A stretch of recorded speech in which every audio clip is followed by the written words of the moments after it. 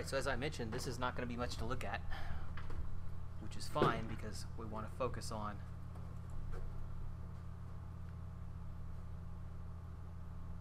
some of these really basic features. So I'm just going to go ahead and go into Assets, and I'm going to create a script which I will call Scene Navigator. Fairly specific, but useful for our purposes. You may want to call it something else.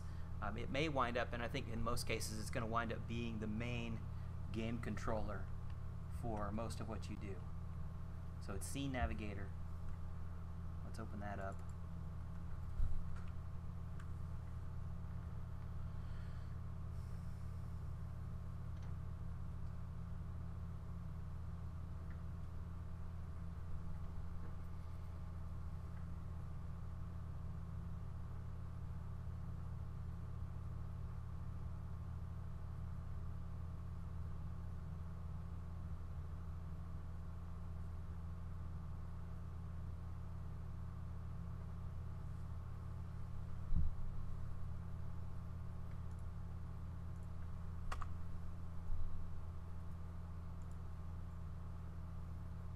And I have to do it twice because my workstation is lame. Okay.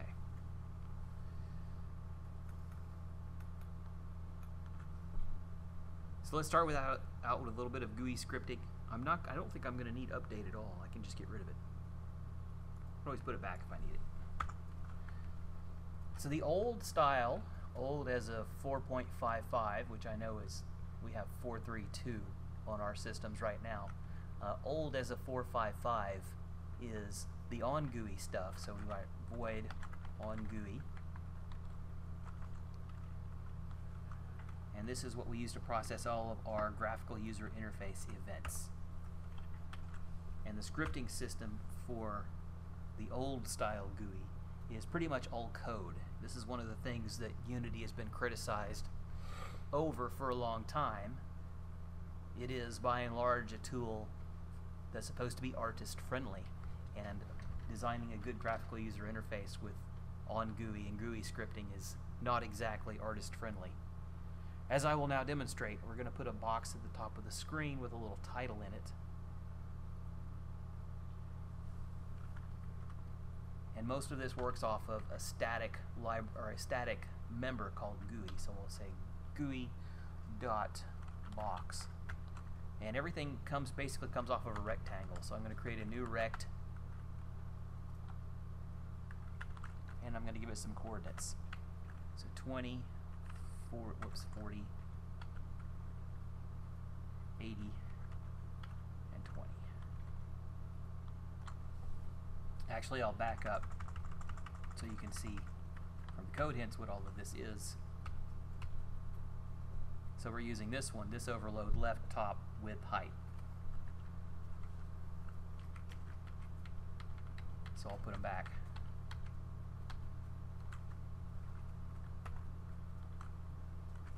And then the other argument that you can put in here is some text.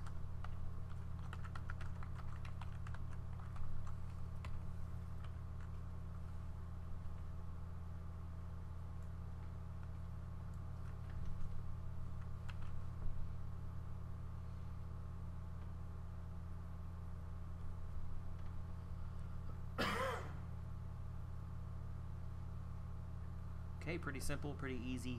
That's what a really basic GUI method looks like. So there's other stuff in here, and you can kind of explore them just by typing GUI dot.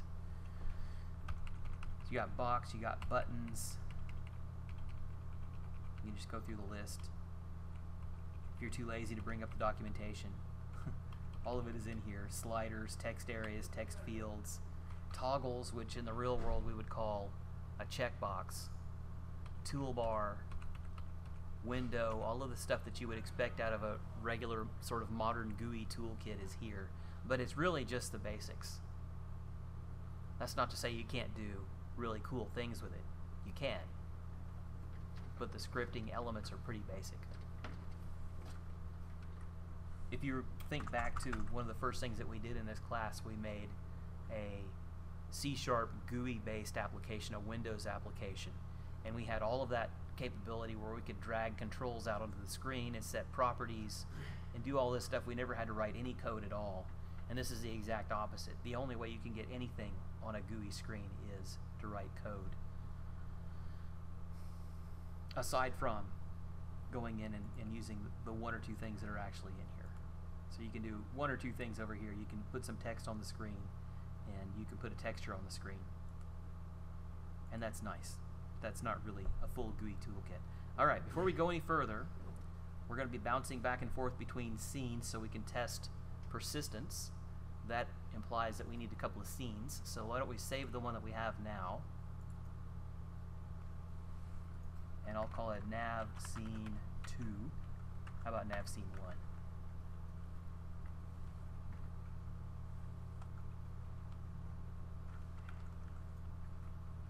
So nav scene 1, I'll save that.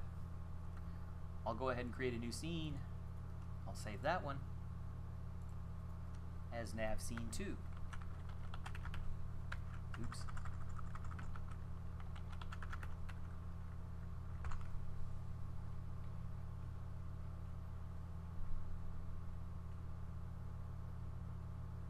And then I'm going to go ahead and switch back to nav scene 1.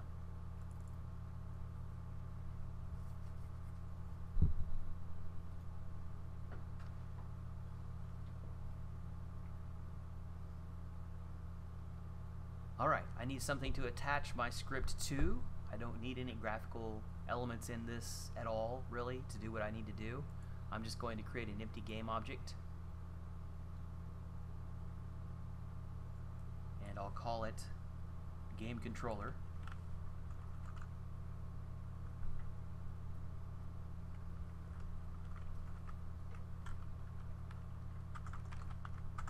Fame controller. How about game controller?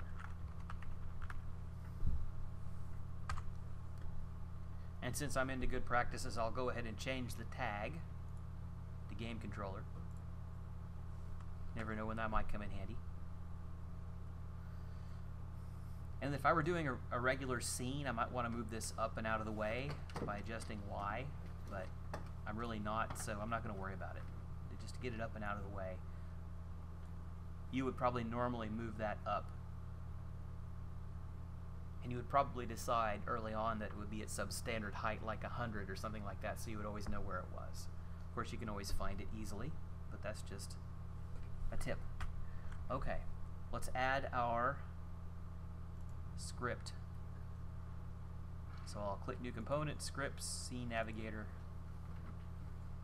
and there we go. Save it. We ought to be able to run it. And I would have hoped that it would have shown up, and it didn't. Did I save the script? That's a good question. I did not.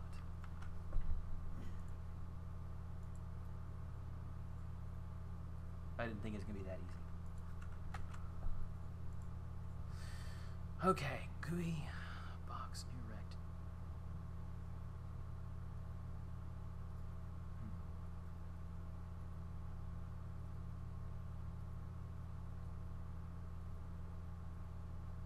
Tell you what, we'll just put it at 0, 0.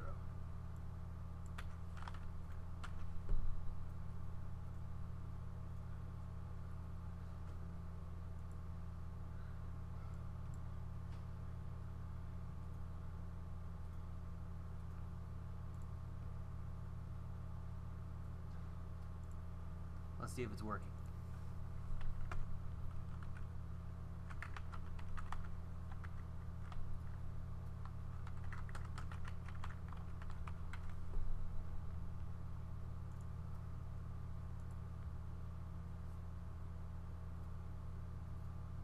No, it is not. Which makes me wonder if I typed something wrong.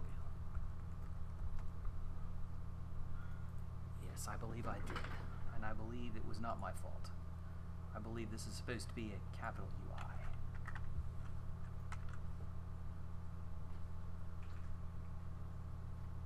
Let me try that. There we go. pretty sure it changed it on me, or maybe I'm just wrong. Anyway, there's our first rectangle and our first pitfall. This has to be all uppercase, just like it is here. Even though that actually breaks normal programmer convention, is usually just like I typed it, which is probably why I typed it that way. Okay, let me get rid of this. And obviously our box is way too small. Why don't we try making it 120 by 40.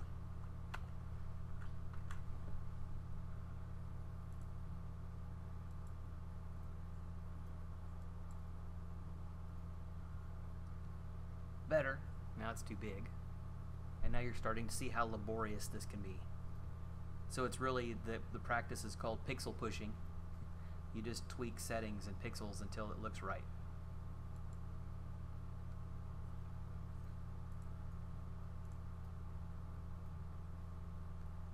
So we're just going to use a few of these. We're not going to spend a ton of time on this because it's really pretty easy to build the GUI. It just takes a long time to do it.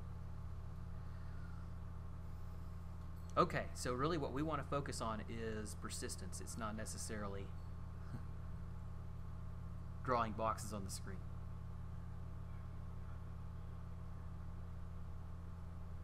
So let's get a little bit more in here. Let's do 10 and what did I do? 10, 10, 190.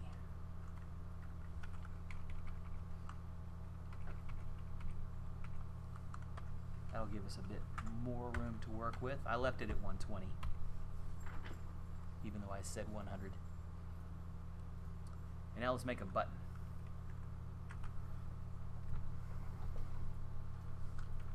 So we'll say if GUI.button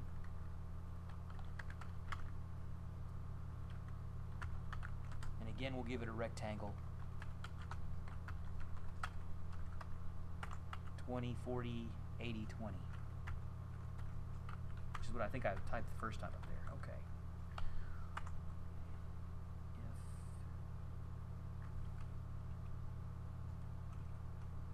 And we need 3. Right? Yes.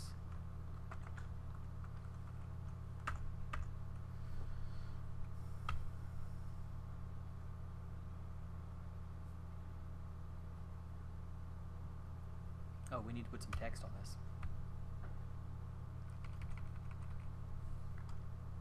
This is where this highlighting comes in handy. If you put your cursor next to the outer part of your parenthesis, it will show you the opener. And so we want to add ours right there, right? Yeah. Because it's part of that function. So we can give it some text. So we'll say load level, whoops, sorry about that. Load level 1, there.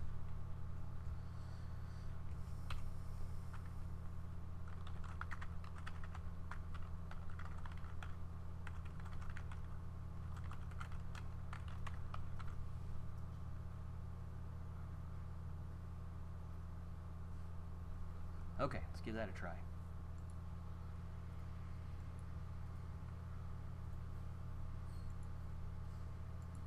Go. I'm seeing it down here, so we're good. Our button looks a little goofy, but that's okay.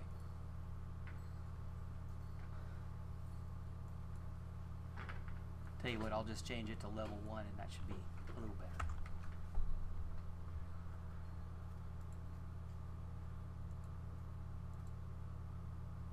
Okay, much better.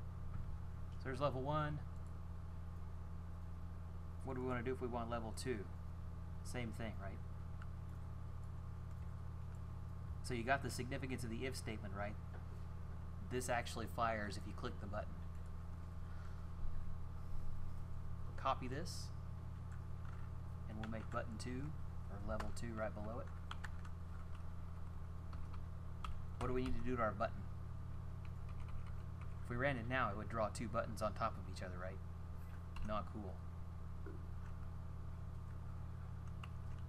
So what are the coordinates? The first one is the x coordinate, the y coordinate on the screen, width and height. So which one do we need to change?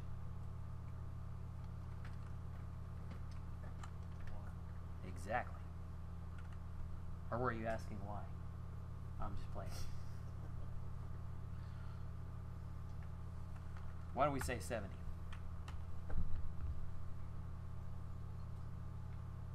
And you clicked level 2.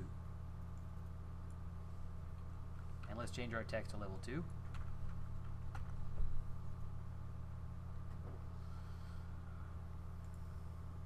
Let's see how that is. There we go. Level 1, level 2.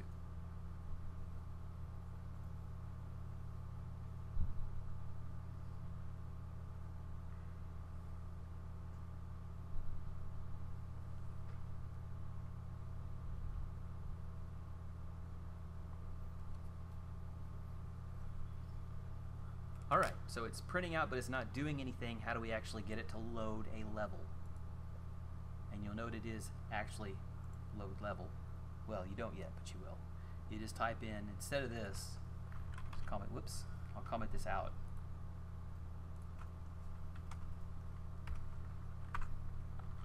I'll use application, load level, and it wants an index or a name. I'm going to go with index. So load scene 0 or load scene 1.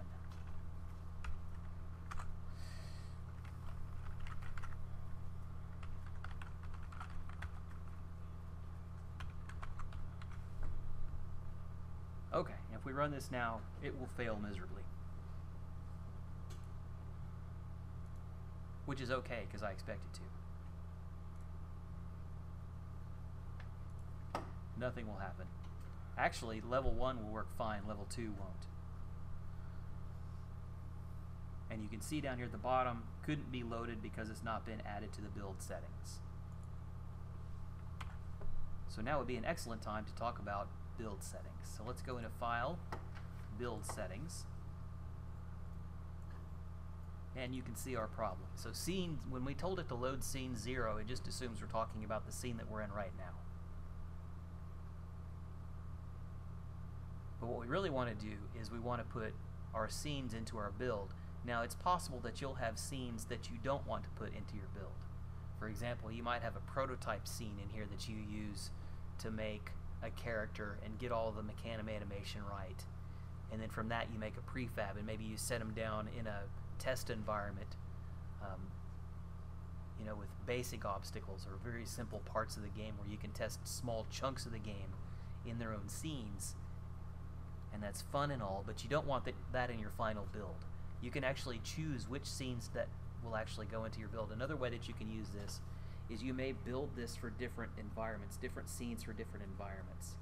So I've got a game that's very GUI heavy, and I have different GUI layouts depending on what platform you're using it on. So I have a PC Mac game that has it laid out as one way, and then an iOS version of it where it has a completely different layout, obviously because the screen size is significantly smaller. I can't do as much cool animation, I can't do as much cool interactivity. I have to redesign the user interface so that it takes touches and swipes instead of mouse clicks. And so what I do is I have different versions of the game, different versions of the user interface running in different scenes, and that's just another way that you might use this capability. And when I go to build, when I build my PC version, I don't want to put my iOS and Android stuff in there. Likewise, when I build iOS and Android, I don't necessarily want to put the scenes that were specific to the PC, Mac, Linux standalone client in there. As it happens, putting scenes in here is pretty easy, although it's not really intuitive. You have a button here that says Add Current. And if you just stuck to that, you would have to open up every scene and then click Add Current. But you can also just come down here and click the 2 scenes that you want, or as many as you'd like, and you can drag them and drop them in here. And that's a little easier.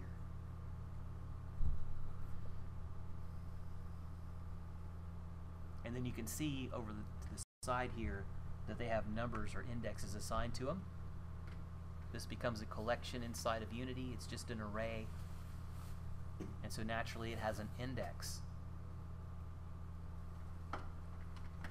which is what is being used on our load level 0 and 1 scenario.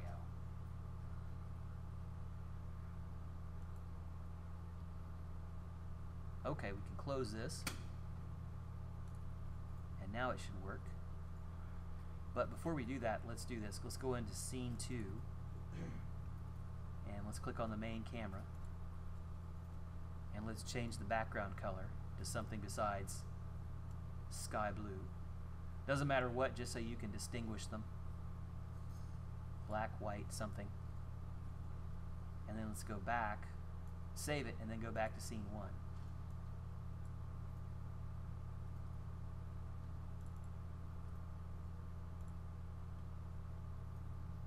Okay, so now we're on level 1, we click level 2, and now we're at level 2, so the application load level thing works.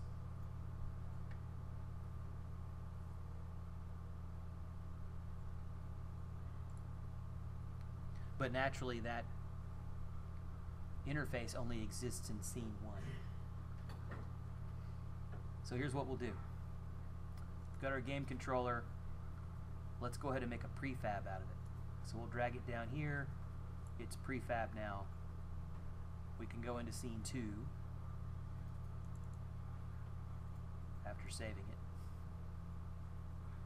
Now we're in scene 2. Let's add our game controller into the hierarchy. Now we've got it in both places, right? So we can go level 1 and level 2.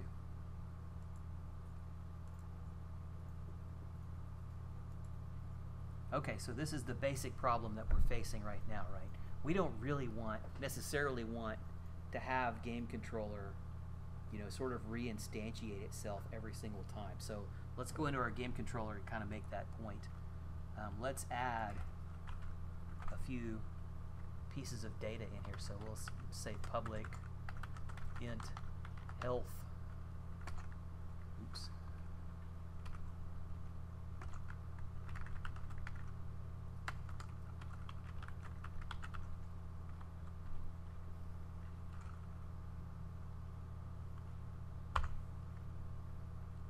And maybe just for fun,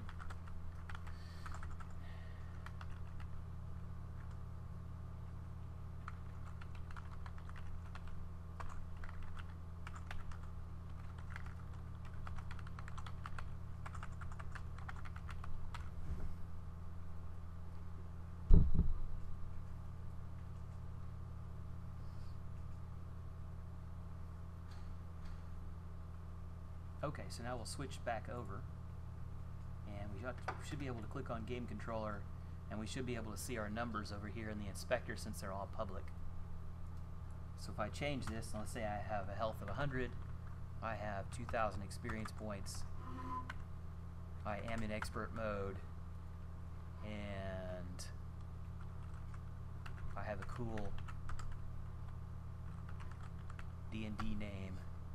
I don't remember how you spell it, but that's pretty close.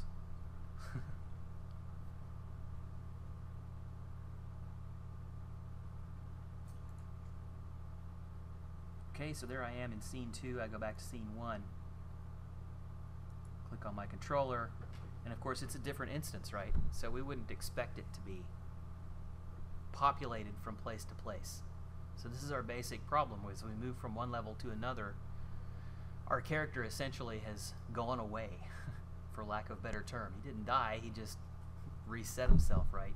As soon as you leave that level, that scene, it's like launching a whole new game as far as Unity is concerned. So how do we fix this? There's a couple of ways we can fix this, or at least a couple of ways we can start to address it. And the first one is a built-in class called player prefs. So I'm going to show you this, but it's not a final solution for a couple of reasons.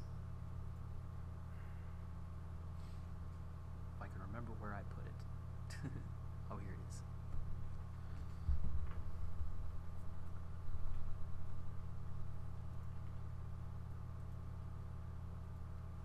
Okay, I'll go back into my script, and I'm going to make a new method down here at the bottom.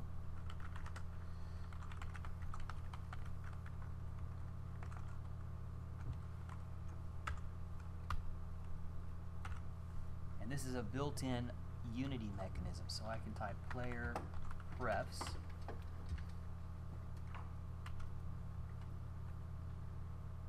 And then from here I have 3 methods that I can use to store information. So I can say set string, set int, and set float. So I can set int, and at this point it's basically a dictionary. A dictionary is like a list or an array, except instead of using a number, you use an actual piece of text. So it's a little bit handier. And we can actually call things like health, and then we'll set whatever health is. Okay? I threw the this keyword in there just to throw it around. Do you guys know what the this keyword does? It refers to the current instance of this class, this.health. You can leave it off, it doesn't matter. But you'll see it from time to time. In my opinion, the only time it really comes in handy, we're going to need it absolutely here in a minute, but if you see someone referencing their instance variables like this, usually it means that they've scrolled down here somewhere and they can't see them up at the top and they can't remember what they were. So if you type this dot, you're going to get your autocomplete, and then you can just type in what you think it is and it'll get you there. That's how I use it most often. Okay, so player prefs.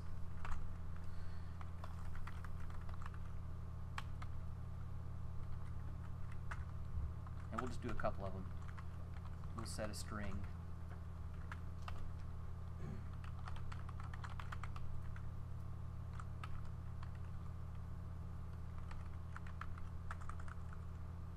Yeah, player name, I thought so.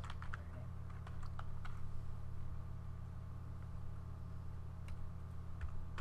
And then how do you figure we get them back?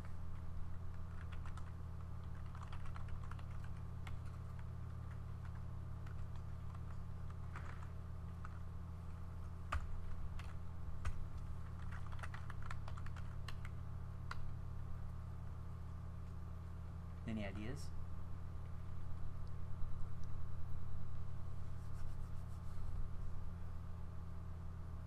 If sets them, what do you figure gets them? Get string, get int. So we'll say get int health, and we need to assign it, right? So that'll get it back, but now it's not doing anything. So why don't we do health equals and player name equals.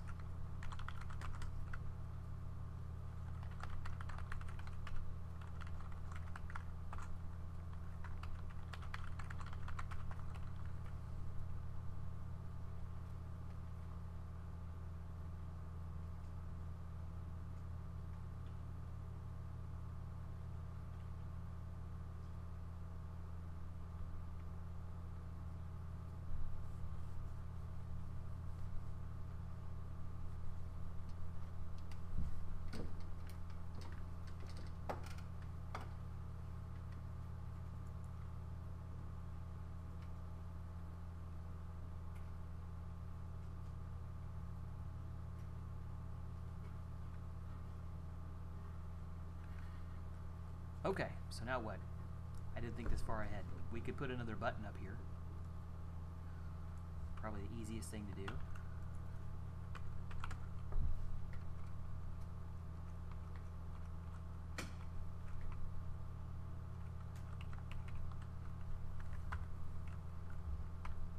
$120.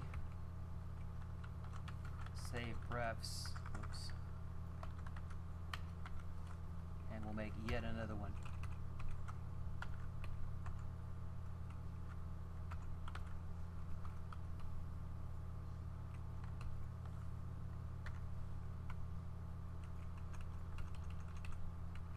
Load them.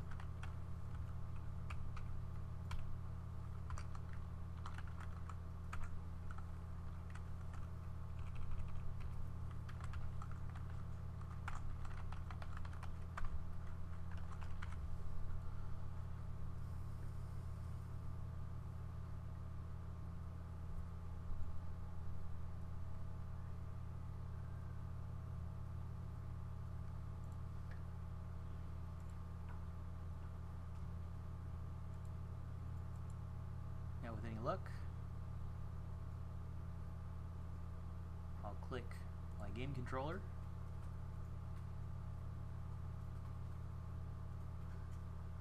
Change my health up a little bit. I'll say 204,000. I guess it doesn't matter, I didn't save my experience, so I'll say health is 200, and I'll just change the name to Elric. Save it. Switch to level 1. Load it. And 200 and Elric, and I didn't save my experience, so that's gone.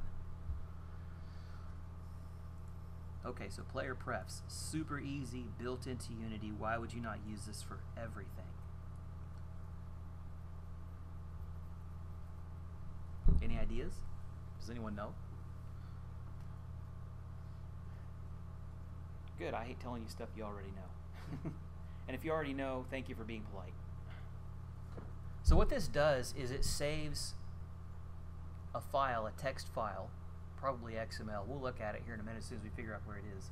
Deep in the bowels of your game. So your game, when you publish it, has a little bit of a directory structure to it. And it's going to be different places depending on the platform. But somewhere on the system where you're running this, there's going to be a folder that's kind of reserved for Unity. And it's probably, on Windows, it's a hidden folder. I don't remember what the deal is on Mac. It's probably just folders that people don't usually go to. But that's not to say that they can't find them. Most people, you know, most of the seasoned gamers know where this stuff is already. So it's a text file. So what's the problem with a text file? You can edit the text file, which means I could give myself 100 million experience points and all the health in the world and all the gold in the world. And you know, maybe that's a feature in your game, but probably not. So that's the number one problem with load and save prefs. And then the other thing is that it's just sort of, I don't know, basic. You can't really do an interesting object structure with it. It would be better if we could write a binary file out that matches a class structure. And so that's what we're going to do next. File? It's exactly what it would be. An INI file is a text file. So the three things, and I'm glad you brought that up, there's three formats that people use rather often. INI files have been around since Windows 3.1, which is sadly before you were born and when I was about your age. Yeah, people use INI to like change stuff that Sure. they might not be able to otherwise and to override some variables. Right. So INI files are external settings files. External settings files in and of themselves are good ideas as long as you're careful about what you put in the INI file. So prefs, player prefs, sort of indicates to you that they are preferences. They're not supposed to be full-fledged game data. So if you save, like let's say you save your user's volume level on their sound, or maybe you save the difficulty level that they've selected, that's perfectly fine. Maybe you save the key, the unlock. If you generated an unlock key for your software, that would be a good place to put it. So the sort of things that you don't care if they go out and edit those. And that's really what player prefs is designed for. It's not designed to be a full-fledged data saving solution. So the things that you're going to see out there in the world, as already mentioned, INI files, those are files that are generally, you know, I haven't looked at one in a while. What do they look like? It's usually a setting, an equal sign, and then the value, right? If I remember correctly. And they'll have sections. I think they look like this. So you'll have a section name like that, and then you'll have some key equals some value like that.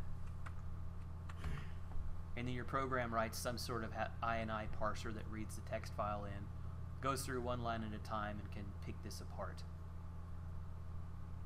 So that's one way it's still really common. It's still widely used. The other two are slightly more modern. The first one worth mentioning is XML. And an XML document is a tag structure. So basically it would look something like this, perhaps.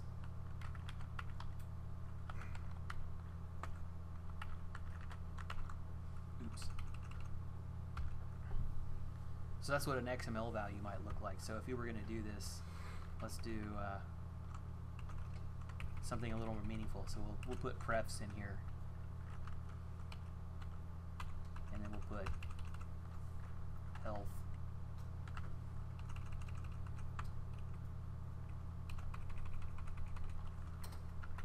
$100 experience points.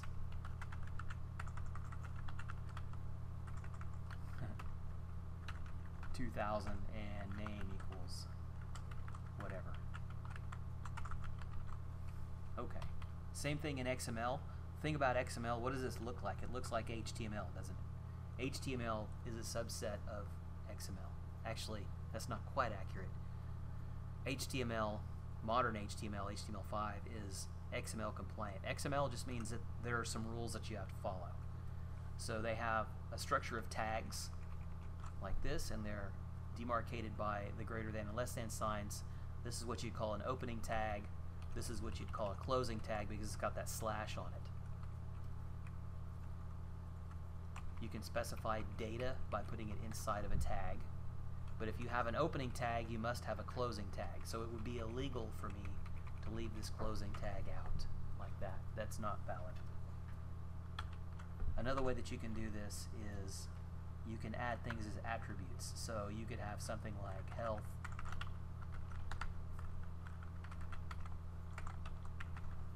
like this, and everything in this is usually text. So you have lots of quotes. Let me do this first, since you might not know what this is. Have to have a closing tag, that's the rule. But that's a little strange, right? Because there's no data in it. That's completely legal. If you're going to do this, you can close it just like this. And that's completely legal. So we'll put name.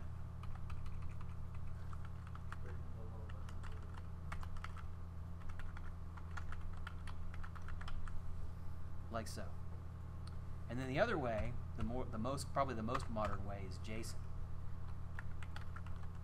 which is JavaScript object notation. It's worth pointing out that while you have something called JavaScript in Unity, it isn't really JavaScript, so you should completely ignore any reference to JavaScript because they don't have anything to do with each other. They really should have called it Unity script and left it at that. In fact, they really should just get rid of JavaScript entirely and stick with C#. Oops. Force a habit. Hit Control S for no reason. Okay, this looks a little different. It looks like this.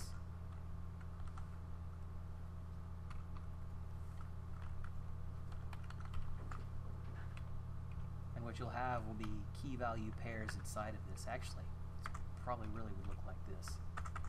There's a couple ways this can go.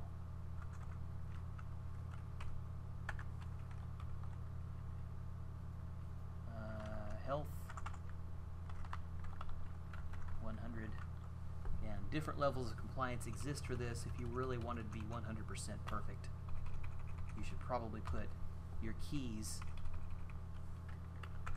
in quotes.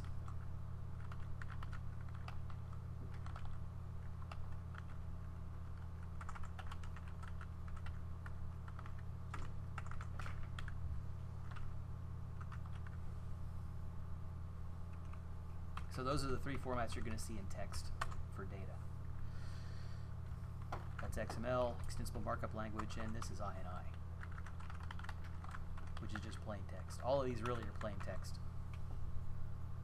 Okay, so this last one, what the heck is this thing? This JavaScript object notation is widely used on the web. The reason why we've sort of stopped using as an industry, and I mean the whole industry, not gaming, programming in general has moved away from XML because it requires an XML parser, which is a really big, expensive, heavy object. And by expensive, I mean it takes up a lot of memory and a lot of computational power for what it does. And they're also traditionally pretty slow. So if you're going to load something up You have to load it into XML, and then you have to convert that XML into something that you can actually use, an object structure. So you wind up writing a whole bunch of code to do that. JSON, on the other hand, is something that most modern programming languages, one way or another, can come to understand as an actual object. And I'll show you a little bit later how to write object literal code, and it looks exactly like this. It looks like a JSON string. And it started off in JavaScript. It was invented by one of the big guys in JavaScript. His name escapes me right now, sorry. I know I should remember his name because he's like a giant in the industry, and I'm just blanking on it right now. Crawford, thank you, Crawford. So Crawford invented this, although he will say that he didn't. He's pretty much credited with inventing it. The advantage is that this is an actual JavaScript object. So JavaScript is mostly text. You can pass things around in JavaScript, and this just makes objects really, really, really portable. So you can send things around like this. You can save an object structure to text, load it back up, and you don't have to process it. It just is already an object. So that's pretty cool. But again, all of these suffer from the same problems in that they're editable. You can change them easily.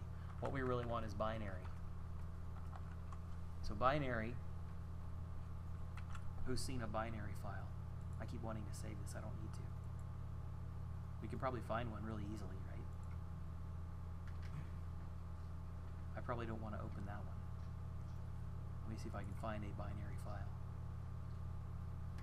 How about in the bin file? That's probably a good bet. Perfect. How big is this? 87K. What's this one? That one's 27K. Let's open up something small. Something small. I'll open it up with Notepad++. Look at that.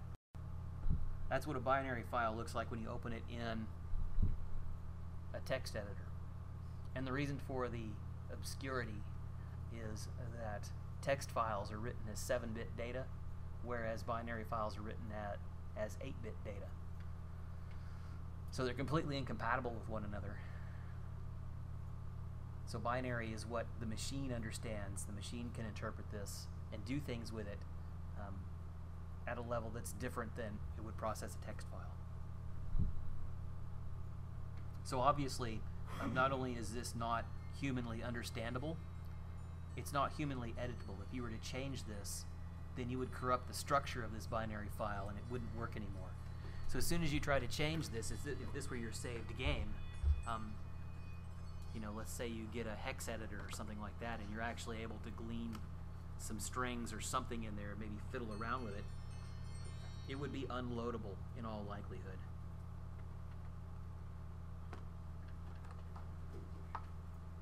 So you'll hear a lot of people talking about security, and that's what they're talking about here. They're talking about keeping the data inaccessible to the average user. The other advantage is that when we load this, we'll save a file that looks a lot like this.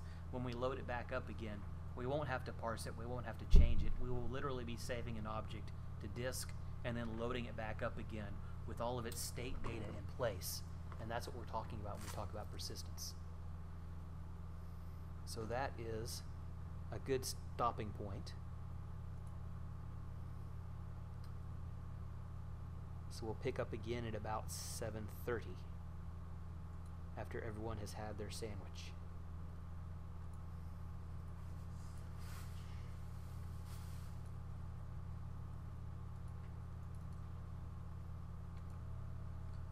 All right, we're back. For those of you at home, which is pretty much all of you, shame on you. You should know that I gave away free test answers at the beginning of class. And everyone that was here promised to not tell, right? Yep. Right. Although I'm sure they can be bought. Of course, I'm not telling you who is here, so you know you got to figure out who to bribe. But I'm sure they'll make their presence known. All right. The other thing, since you're listening, I put the rest of the tests up, so you should go check that out. They are under tests and exams, actual exams. And all of them are there, all 7 of them. I don't know why that's doing that, but it is. Is it rebelling? It's rebelling, exactly. It's my my 4th exam is so pervasive that its description bleeds over into the 7th exam. And you'll note I did use the French spelling of control. You're welcome. I have noticed on a few of these that, and I mentioned this earlier, I'm just repeating it for the recording, some of these have been set by default. I didn't notice the setting until just now. They're defaulting to your last attempt instead of your best attempt. So I'm going to change that. I take your best score, not your last score, like I used to back in the good old days. Alright, so all that's there. That means the only thing that I owe you guys in terms of stuff you need to complete your semester work is a write-up on the methods section of your research project. So I should have that done Thursday or Friday, I think, at the latest. Plenty of time. That gives you several weeks to write your papers and incorporate what I give you into that.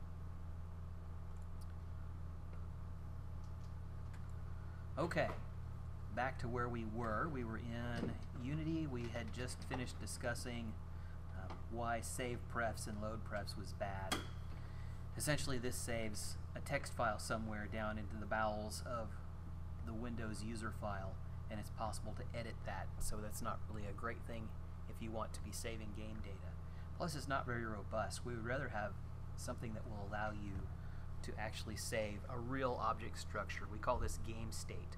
One of the really important questions on one of the exams is if you take all of the data that comprise all of the fields and all of the classes, take all of that as in sum total, you're talking about the state of the game, and you need to be able to save the state of the game at any time and then load it back up.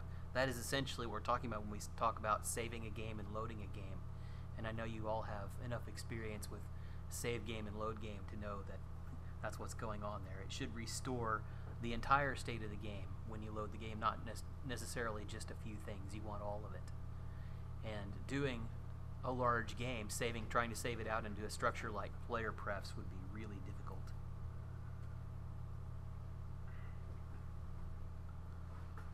Okay, so the first thing I'm going to do is I'm going to make a really simple structure for our data. And at the beginning of the semester, we did a long exercise on creating structures for a Dungeons and Dragons style character. So we don't really need to revisit the whole thing. But I'm going to create a script called player. And we'll open that up and we'll just do a tiny little bit to give you the impression of what we're trying to accomplish.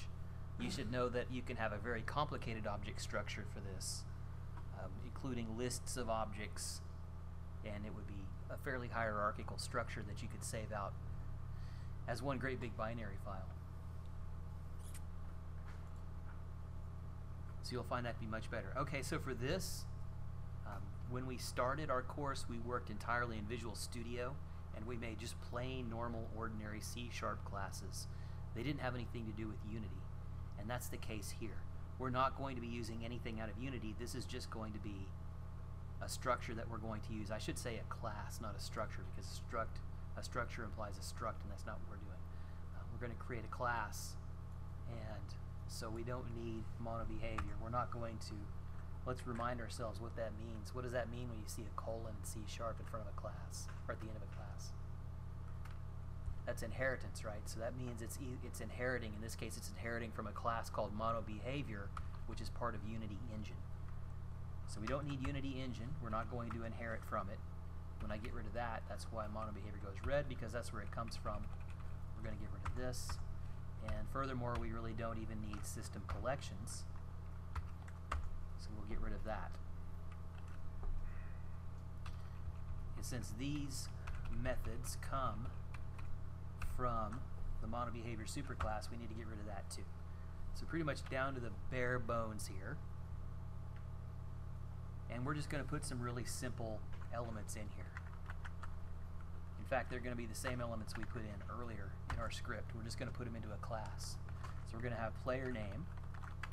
And if you remember, we have syntactic sugar that lets us do getters and setters really easily. We could just leave those off, but that's bad practice.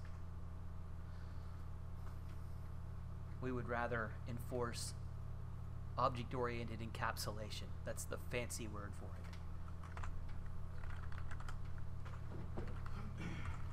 We had an integer for health. And naturally, in the real world, we might set boundaries on this.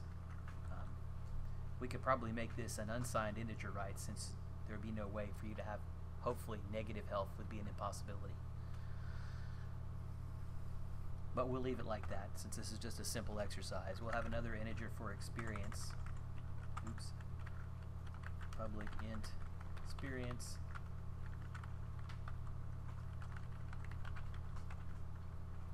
And lastly, we'll create a Boolean, just so we have all of our types covered, which we'll call expert mode for our theoretical game. Alright, there's only one more thing we need to do this that's a little bit magical in order to make this savable, and the real word that we want to use is serializable. When I say serialize, what I'm talking about is writing this object out to a file. And when I read it back, it's called deserialization. So to make this into a class that can be serialized, I have to put a decorator on here and mark it as serializable, which is hard to spell. And it's going to go red because it doesn't know what that is, but so we'll just tell it. The serializable decoration comes from the system class, or the system class, the system library. So once you put in using system, it should go blue, and at this point you're all set.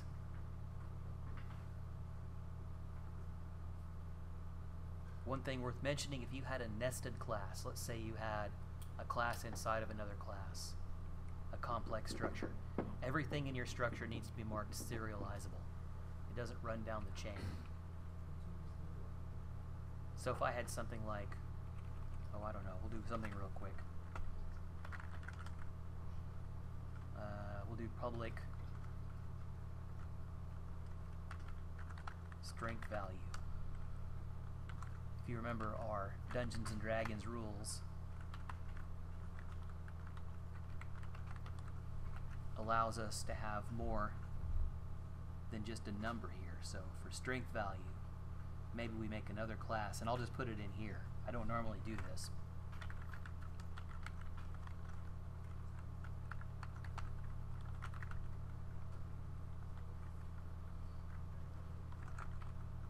But we'll make an exception in this case.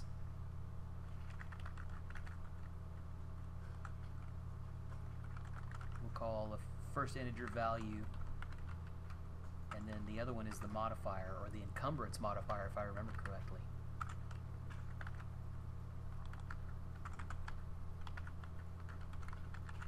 I hope I'm spelling that right. That's okay. This is an English class. And then there's some logic that goes with it, but the point is, if you wanted to serialize this as part of the player class, you would also need to mark this class serializable.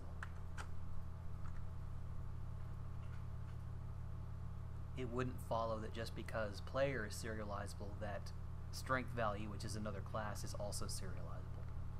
So I'm just going to offer that as an example. Since I didn't rehearse that, I think I'm going to take it out. Or at very least, just take this part out. Tell you what, I'll comment it out in case you want to keep it. Play with it later.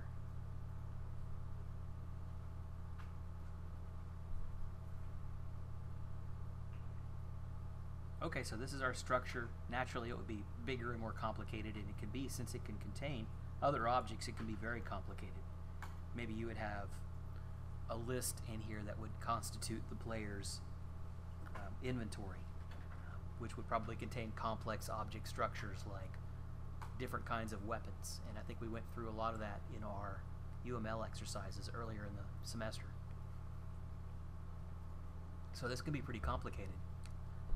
Fortunately for this one, we're keeping it pretty simple. Okay, what we'll do is we'll create, back in our Scene Navigator script,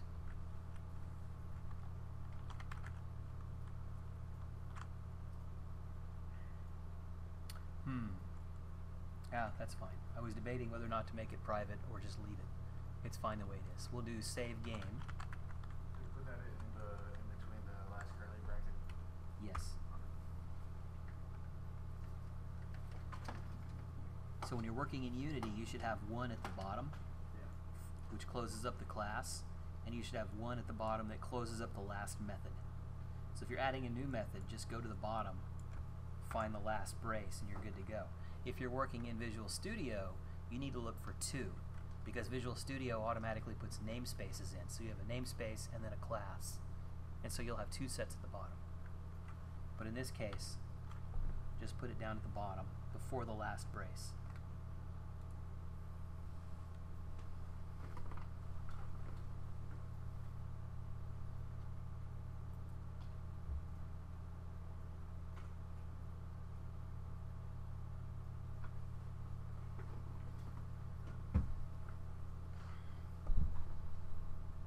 Okay, so for this one, we're going to need a few more libraries at our disposal.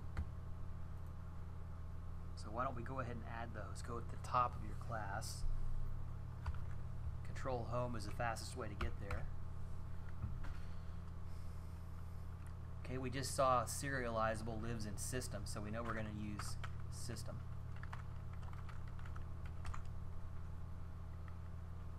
We're going to be dealing with the file system, input, output. Anytime you think file, or writing a file, reading a file, anything like that, you're talking about system.io.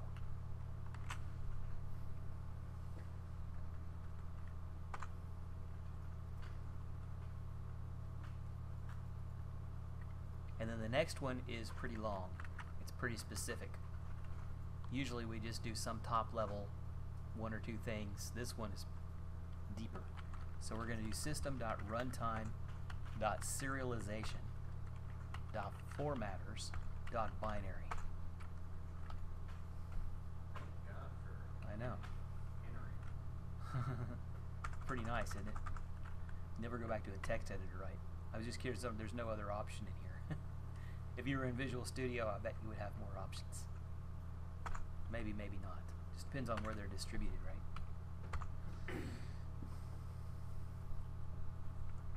Okay, let's go back to the bottom.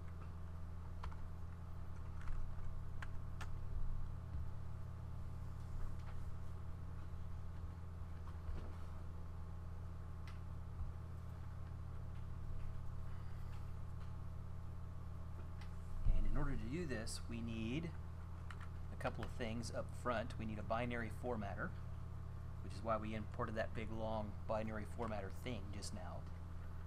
I'll call it BF. Not BFF. It's not your best friend. Well, maybe it is. I don't know. Create a new binary formatter.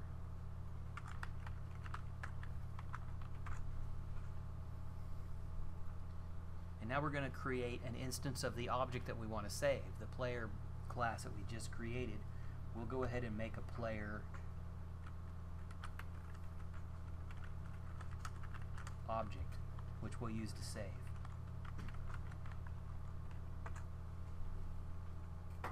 And we'll go ahead and fill in the pieces of information that we have. So we'll say player dot experience, and I usually just go alphabetical.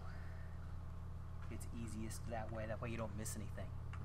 You see what I'm saying? If you want to fill in everything, you hit dot. It's going to be in alphabetical order. So just start at the top and go down. And by the time you get to the bottom, you've got everything. So we're going to start at experience equals whatever we called it. Experience. So I'm just going to cheat and use this. You don't have to put this in there. But it does give you the hint. Since I can't see the top of my screen, I can say player dot, the next one down is expert mode. I probably called it expert mode. There we go.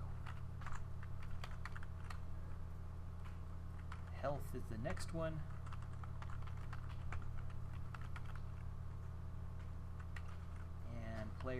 last one, right?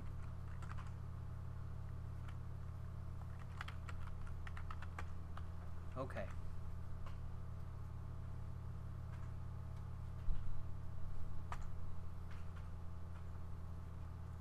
So now we've got all that set. As I was typing in the exam questions, I realized that I don't think I ever showed you how to do an object initializer. So let me address that now. There's a different way that you can do this. I mentioned this earlier when we were talking about JSON objects. And you can do the exact same thing with an object initializer. And it looks like this. Same exact code. Var player equals new player. But this time, instead of parentheses, use an open and close brace like this. And then you can put your elements inside here. So we'll say experience equals, well, that's going to be a little weird, isn't it? We'll actually put this dot experience so that we don't get confused.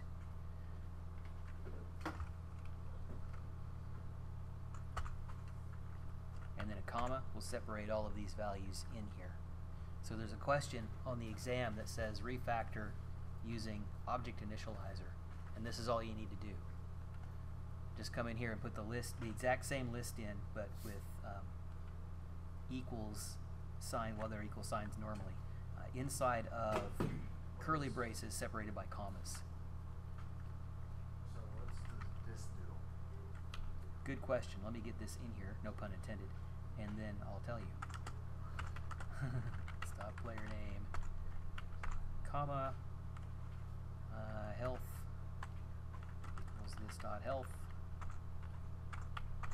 and expert mode.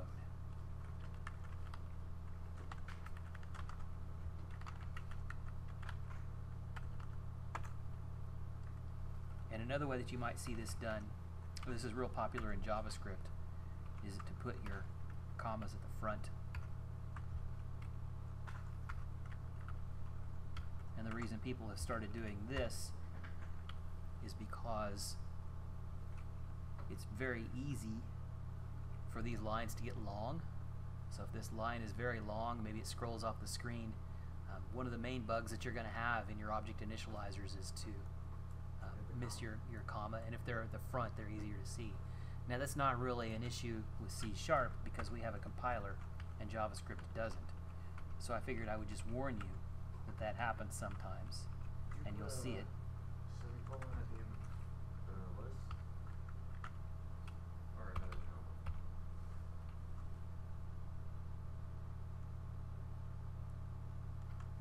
Curly brace? At the end of the curly brace. Except it's mad, so let's see why it's mad. Oh, because I already defined it up here. So I'll just comment this out so we can see it work.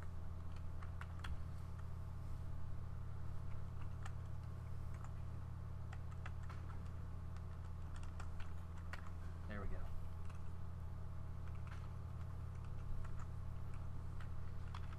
So this is old school. And this down here is new school.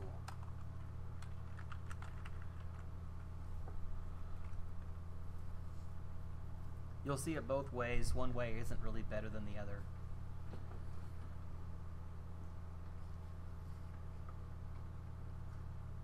It's just different. In fact, you'll probably see this more than you'll see this down here. This is still pretty new. You'll probably see it this way, but I think people will start shifting to this eventually. Yeah, they're exact same thing. They do the exact same thing. There's no difference. And there's no performance boost or anything like that. It's just different syntax.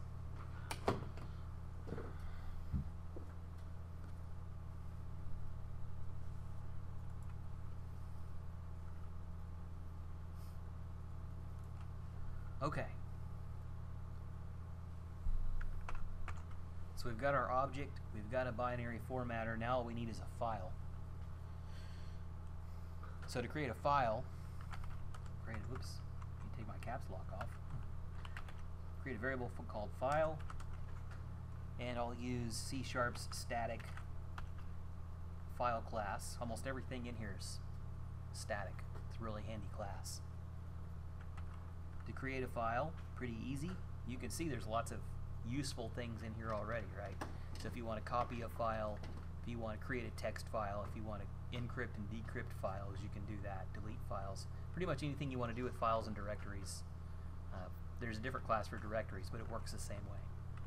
In this case, we're going to create a file, which, as you can see from the summary, creates or overwrites a file in the specified path. So if it's already there, it's just going to overwrite it, and that's fine for our purposes. Unless you have multiple save files. Right, which we're not doing because we don't have that good at GUI yet. And now we just need a path. So I'm just going to put something there because we don't have a path yet. So let's figure out what our path is. Probably should have done this sooner, but that's okay. I'll save path equals, and where I'm going to save it, Unity again has a nice little place carved out for you already.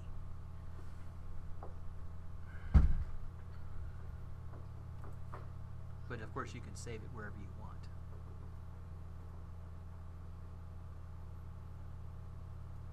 And I refactored it so it's hidden, didn't I? Let's see if I remember right. File exists, output file name. Yes, I did. I put it at the top. Okay, well, we'll do that anyway. It is, okay, let me show you how the noobs do it, and then I'll show you the better way to do it. So we're going to put it in a location called application.persistent data path. Again, this is one of those nice little hidden folders that Unity gives you with your game automatically. This is going to be a different location depending on what platform you're using. So in Windows, it's going to be down in one of those hidden folders under your user directory. Different location in Mac OS X, obviously, because they don't have the same structure. iOS, Android, they all have little places where you can stick application data. So we can find out where that is pretty easily, right? But let's do that here in a minute. We're going to save it to that. That's going to be a directory. And then kind of the noobish way to do this is just to append a string. And we'll call our file savegame.dat. The extension is completely arbitrary, as is the name. You can call it whatever you want. And actually, I don't know if we need that backspace or not. We probably don't.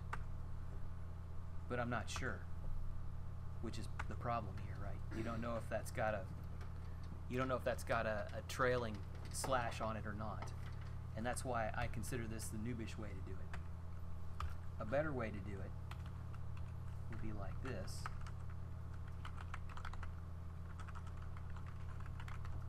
Actually, path.combine. And this solves your, I don't know if it has a trailing slash problem or not, automatically. So path.combine will create a correct path no matter what you give it. So you just pass in the parts, in this case application.persistent data path, comma, and then savegame.dat. Okay, so that takes the guesswork out, and you can continue with more commas as you need them. If you need to, make a big long directory structure, you can, and it's going to take care of slashes. On the Linux, on the Linux side, it's going to be a /. On the Mac, it's going to be a /. On the Windows side, it's going to be a \. The paths are all different. Heavens only knows what it is on an iPhone. It's probably colons. It's going to take care of all those intricacies for you.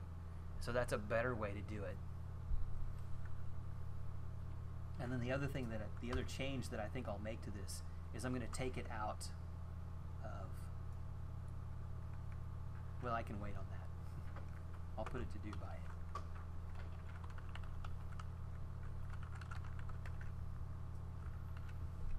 Okay, so I've got my Why is it path. angry? It just is. Shouldn't be angry. What do you mean by angry? It doesn't like variable. It doesn't like the question. Oh, because question mark isn't valid. That was just a placeholder. I didn't know what it was yet, so I just put that there. And this is something that I like to do. I put something in there that's completely invalid, never going to work. Like so. That's never going to work, right? That's not even a word. That's a word we made up at Bell Helicopter. Sounds like, and oh, that's Yiddish. Oh, it's German. No, it's Dutch. It's the Yiddish version of Tekken. It's something, we don't know what it is, but it's not a real word. The reason why this is a handy thing to put in here is, let's say you're messing around in your classes and you can't remember where you were. All I got to do is come over here and build, and it's going to take you right to it. So that's kind of like a poor man's bookmarking feature. Visual Studio actually has code bookmarks, but I don't think this one does. Okay, so that's a good way to find your way back if you know that you're working on something and you got to go dig. Just put something in there that's not going to work, and it will take you right to it. Okay, so there's our save path. So this means we have created a file. So now all we have to do is actually write the data to the file.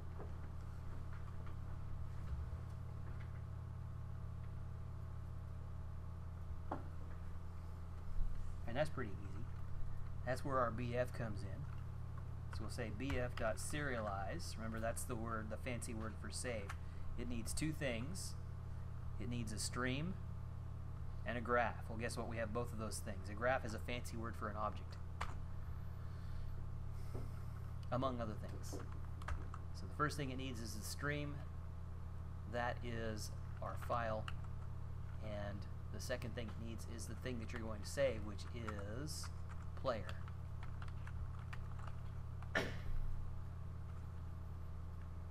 And then when you're done, you need to close your file.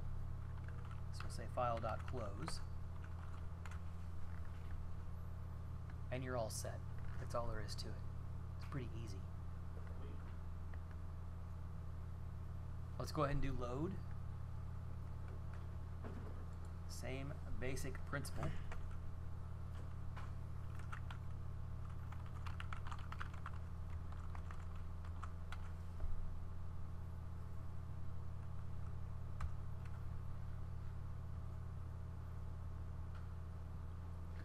Okay, you're going to need a BF just like you did before. You can copy and paste if you're truly lazy.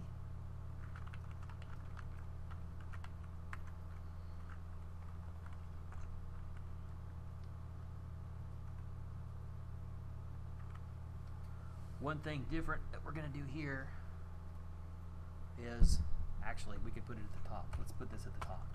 We want to make sure that the file actually exists before we try to load it. If you try to load a file that isn't there, bad things are going to happen. You're going to get a nasty input-output error, and we don't want that.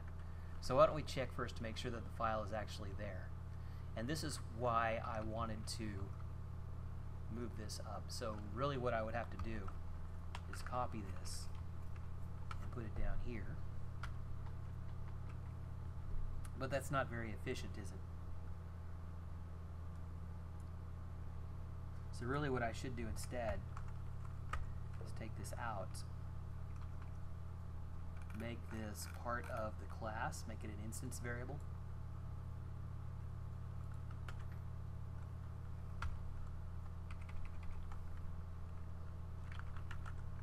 Actually, this is going to be private. We don't want it to be seen. And it's going to be a string. And I just did the copy-paste thing there so I would have it. We need to initialize it in start.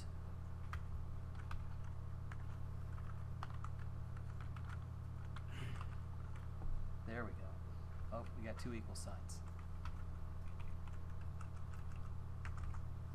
Okay, that's better. We could probably make it read-only, but that's okay. I won't worry about it.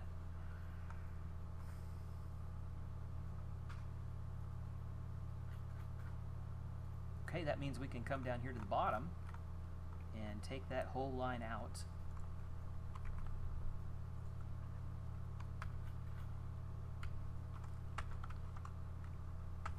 Get rid of my to-do since it's to done.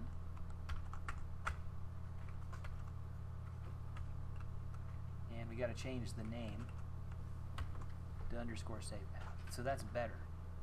Now we've got it in one place. You should copy and paste as little as possible. This one's okay. This doesn't really buy you much. If you made a function that says return me a binary formatter, well, you'd have 6 lines of code instead of 1. So now you're not you're not trading up. But in this case, it would be nice to have that in one place and manipulate it in one place. It's just better that way. Okay, we were going to do an if statement to see if the file already exists. So now that we have that refactored, I'll say if file.exists save path, and then we'll do our magic down here. And if it doesn't exist, I don't want this to do anything, which is essentially what's going to happen here.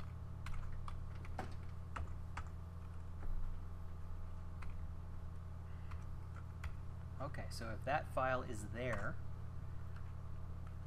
then we'll create our binary formatter. We will create our file.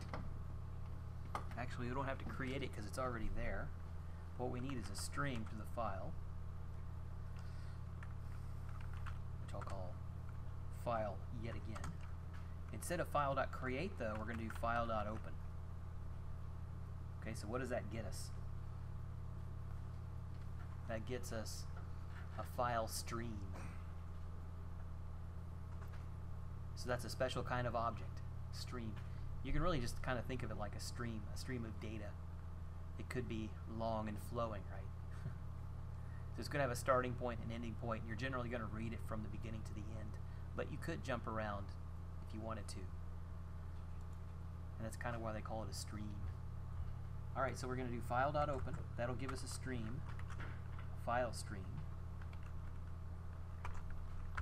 And in order to use this one, we need a couple of different things. We need the path, which we have, save path, and we need the file mode, which is static file mode dot, and we just need to pick one. So we're not creating, we're not appending, we're not creating a new one. Let's just open it.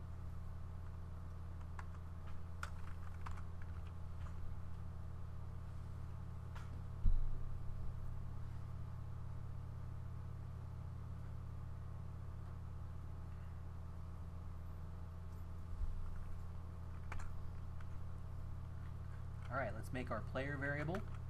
This time though we're loading it instead of saving it. So we'll say var player, and this time we'll pull it from the file. This is where it gets a little bit tricky. We'll say bf.deserialize file. So it's just going to take that file and load it. But at this point, how does it know what it is? So this is the trick with serialization. When you save it out, there's no indication of what type it is. So it's obvious when you save it that it is of type player. But when you load it back up, it isn't obvious, right? It could be anything. This object can be anything. So you have to tell it what that is. And that's really easy. This is called casting. That's another test question, by the way. Harry Potter does a lot of it. All you have to do is type in parentheses the name of the class in front of your call, and this works on pretty much any method that returns a value.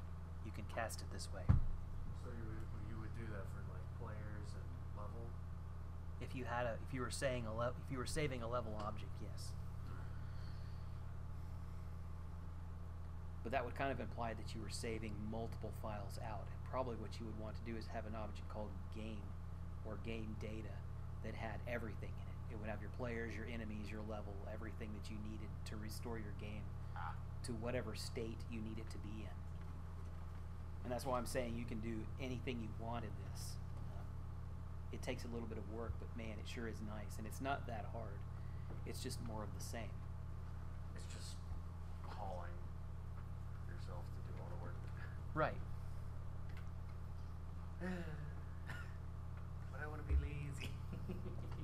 then design your structures to be as efficient as possible, and you won't have to do that much work. That's why everyone says that programmers are lazy. We prefer to think of ourselves as efficient. We want to do the least amount of coding possible in order to get the work done. Yeah. And people call that lazy, but again, I call it efficient.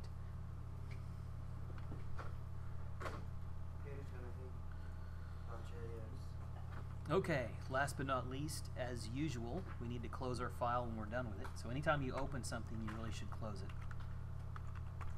That's just good advice in life, right? And now that we have our object, let's go ahead and assign our variables back up to those that exist in our class. And I'm sorry, I forgot to tell you what this does. You had asked the question. In this case, experience is referring to player.experience. I think I still have it, player.experience. So this is the same thing. When I say this, I'm talking about this class right here. So if you go up and look, this has experience on it too. So when I say this experience, I'm talking about this class, scene navigator, this class, right chair.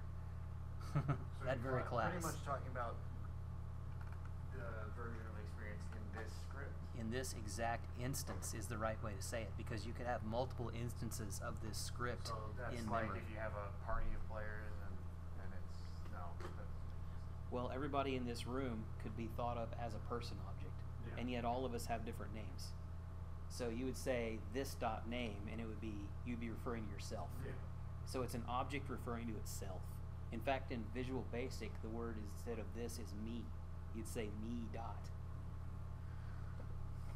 So it just singles out the That exact instance that you're talking to. So it's sort of like the object is self-aware. It knows its own properties and can get the values from it.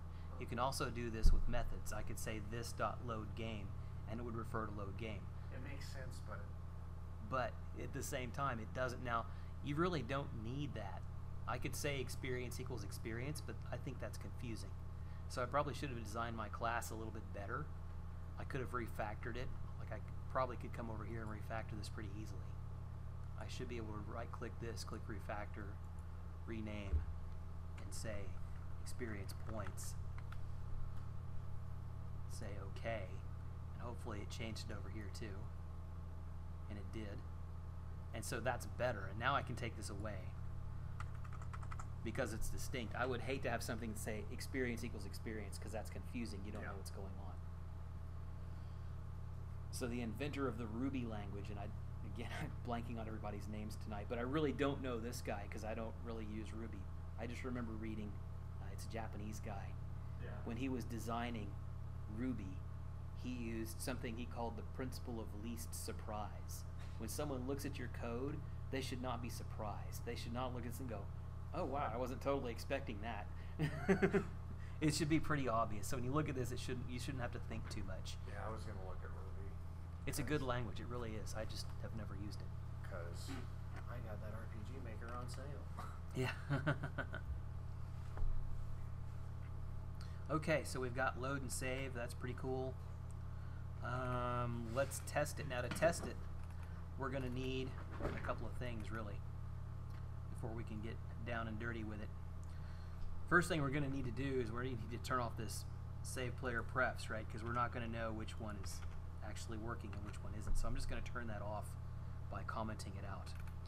The other thing that I wanted to show you, and I probably should have let off with this. That load press? Yeah, I did. It won't matter because it won't do anything, right? Well, actually, maybe it will. Why not? We'll comment those out too. Good idea.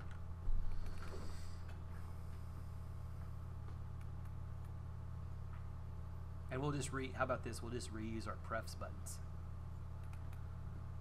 Be truly lazy. Okay.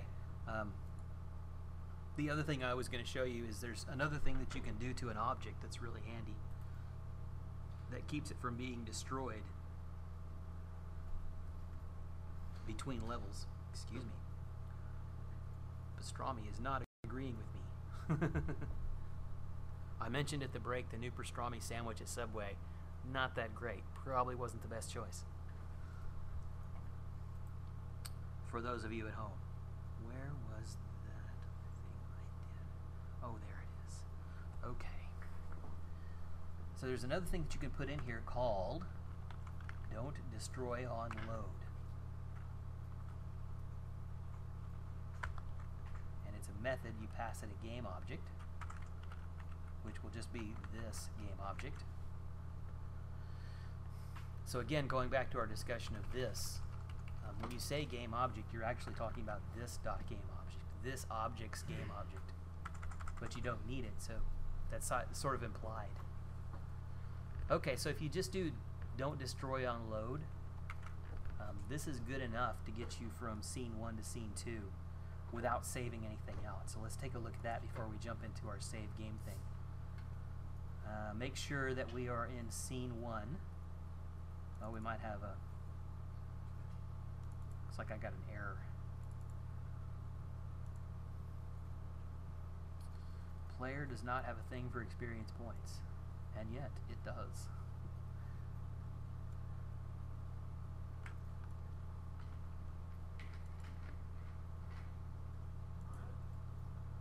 Let's see if that fixes it. Maybe I didn't save it or something. You go away now. That's better. Okay, it was confused. That's all right. It's late on a Tuesday night. We'll let it have it.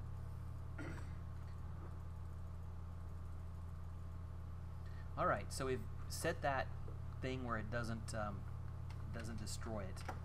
I wonder if we ought not to. Let's go into scene 2 real quick. I think we need to get rid of what's there in scene 2.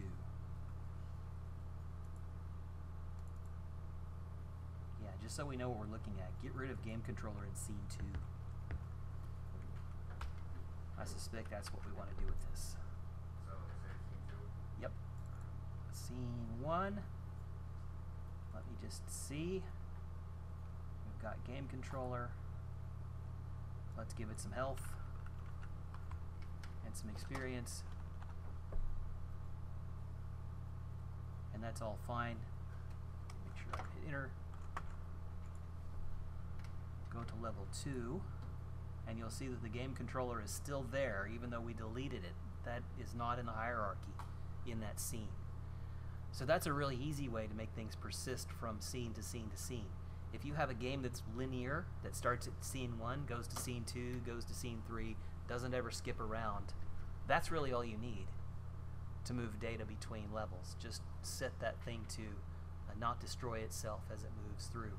But what if you want to start on a different scene each time?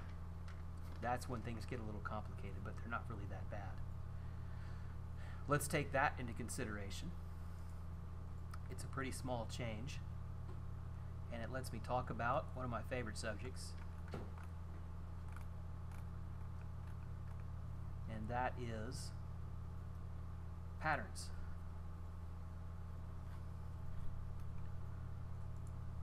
So patterns are pretty much what you think they would be. When we started the class, I asked you what is persistence, and the possibly flippant, possibly honest answer was what? What did you say it was? He's into his game. He doesn't know. Not giving up? Not giving up. Margus said it was not giving up. Which is accurate, right? That's what the word persistence means. So what do we mean when we talk about it? Now in computer programming it means something else. It means saving data, loading data. That's what we talk about when we say persistence. What about patterns? What does patterns mean as a regular plain English word? A set? It's a what? It's a set? It's a set. A repeating instance. Okay, that's not bad. A repeating instance. That's pretty good. Although that sounds a little programmery, if that's a word. And I say it is.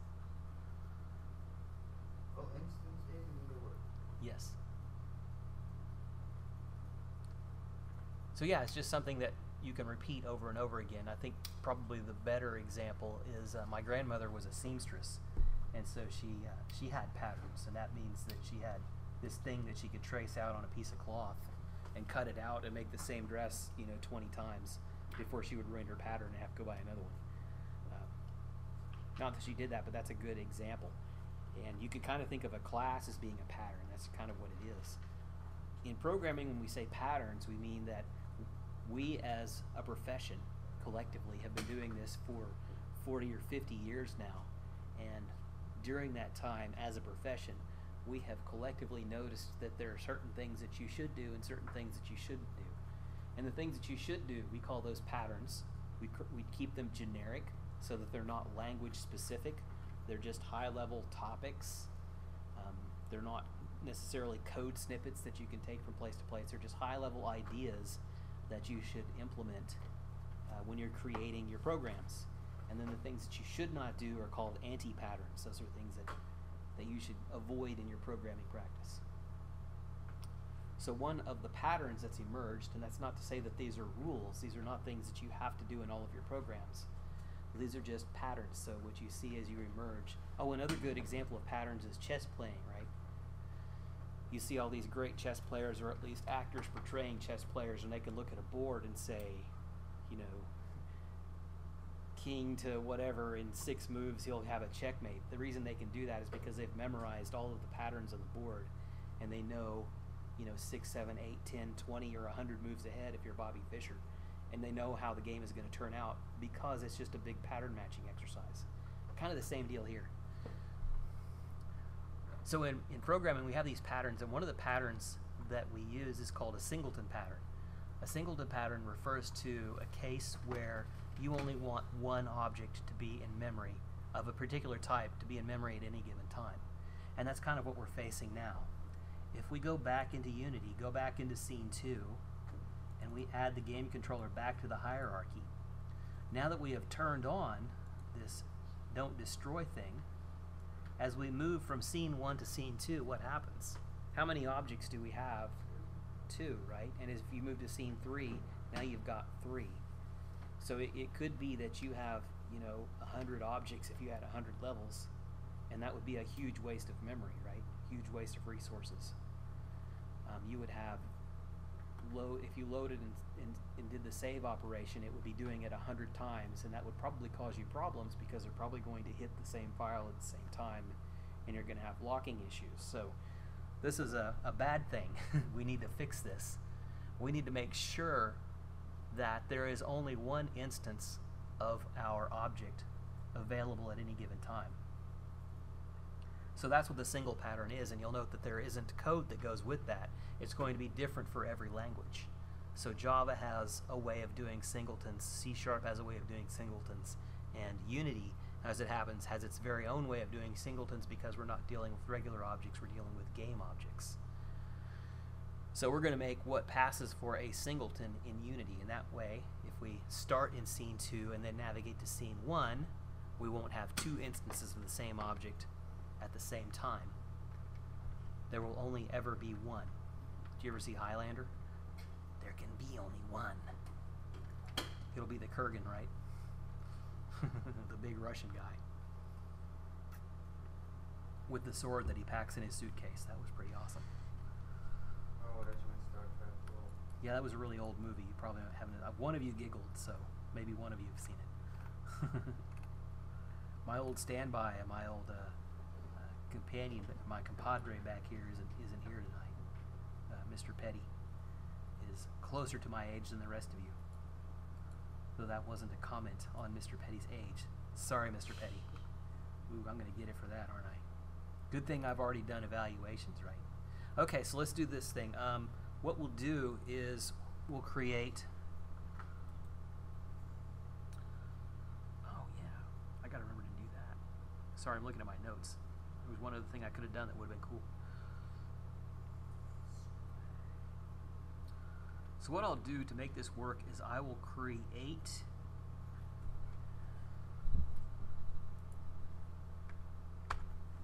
an instance variable at the top of my class. It doesn't have to be at the top. That just happens to be where I'm going to put it. And I'm putting it here because I want you to see how this works. It's going to be a little different every time you make this. So I'm going to make a public static. Now what does static do for me? There's really 2 answers to this question, and both of them are right. Shocking. It is shocking. What was your answer? There will only be one. There can only be one. Yeah, that's kind of right. But it's really not. What it really does, there's two parts to this answer. I hold up three fingers. Sorry. Good thing there's not a camera on this thing. If you declare something static, that means you can get to it without instantiating, right? So earlier when we did file dot down here at the bottom, let me just take this off. I'll put file dot. So that's a static class, except I can't do it here, can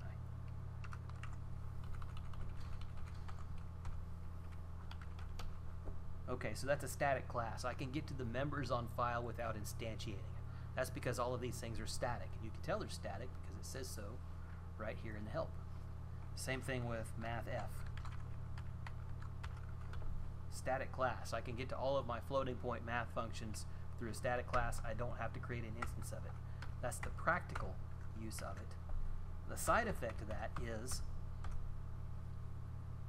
that the value that you place in a static variable is going to be the same for all instances of this. So you'll notice the class isn't static, just the variable is. So if I create public static scene navigator, now where did I get that? That's the name of the class, right? Remember, that's also a type now. And I'll call it control, just for giggles. So I have this variable called control, and it is of type scene navigator, which is this class right here that you're looking at. If I instantiate, I guess I should say, if I instantiate scene navigator twice, then the value of this is going to be the same. So this is probably easier if I did it this way. If I did public, just by way of show, you don't have to put this in, I'm just going to show you this. Static, I'll say my big number. I'm just going to pull something out of the air. Oh, it's an integer. And then I set that, say, to 1, 2, 3, 4, 5. No matter how many copies of Scene Navigator I instantiate, as soon as I do cnavigator.mybignumber, they're all going to be 1, 2, 3, 4, 5, no matter what. Now, health isn't going to be like that, right? Because it's going to be unique to the instance. I won't be able to just say my cnavigator.health. I will have to create an instance to get to health because it's not static. So that's an interesting side effect that we're going to use to our advantage. So since it's static, all of them are going to be the same, and we're going to use that to our advantage. We're going to come down here to start, and we will say, how about if control equals null, meaning there is no value for it yet, then what does that tell us? This is the first one, right? So nothing else has been instantiated. If that's the case, then let's go ahead and do our don't destroy on load thing here. I'll just move this up. And then let's go ahead and set control equal to this. Remember what this does? It refers to this exact instance of the object. And what does that give us? Now, if you were to instantiate a second copy of Scene Navigator, it would point to the first one. Does that make sense? So it would pretty much prevent it from creating another game object? It hasn't prevented it yet. If you create instance number 1 of Scene Navigator, control points to instance number 1. Yeah. If you create instance number 2 of Scene Navigator, it's going to go to control equal null. It's going to check. It isn't null at this point. So it still exists. Scene Navigator still exists as instance 2, but control holds a value, a pointer back to instance 1. So, like, you're transitioning between the level you hit level 2, but the guy did not hit level 2. Well, now you've got two objects, but both of them point back on the control reference, that thing on line 9. They both hold a reference back to instance 1, which you're to your way of thinking, which isn't wrong, level 1's version of the of the thing, of the game object, the game control. Okay, so that's a good start. Now we've got two of them, but they're both pointing back to the same one. All we have to do now, Let's prevent that second one. is prevent that second one. And really, we don't have to prevent it. We just have to kill it. So we're just going to kill it. That's a lot We're going to easier. say else if, and I usually don't like else ifs, but in this case, it's the only way, it's the best way. We'll say control, else if control not equal this, and it won't in instance 2. Ugh. Makes me pine for Visual Studio. Destroy, destroy, destroy, destroy. Game object.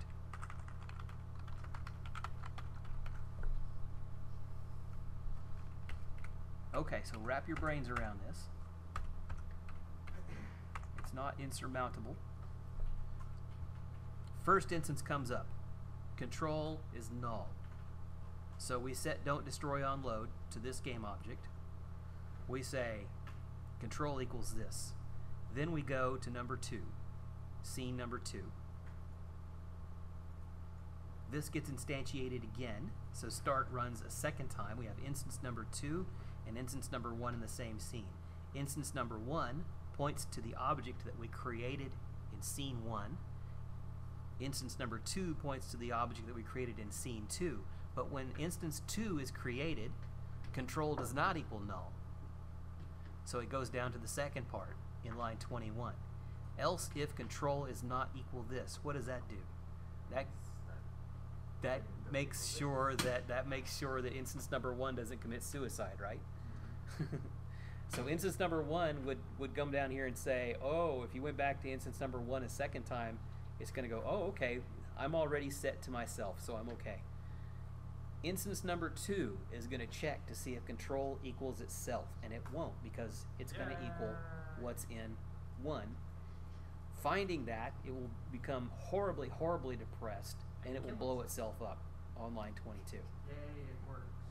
And that's a singleton.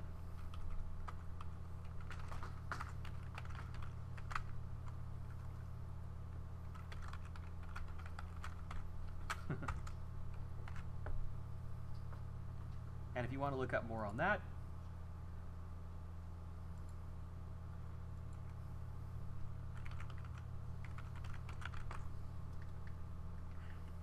I think Patterns software will get you there, I think. Software design pattern. We'll tell you about patterns. And let's see. They have some of them listed here. So abstract factory, builder, factory method, net lazy initialization. All these are different patterns, and singleton is among them. And the best place to find, I mean, you can get books on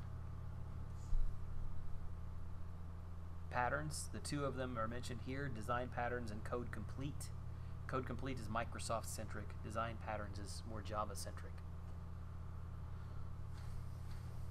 And there are some that are kind of specific to different environments and different languages. Like there's a pattern called Model View View Model, which is really only used by Microsoft stuff right now. But by and large, these are designed to be generic ideas that you apply to different programming situations. And then there's a really great book. I'm trying to remember what it is. It's one of the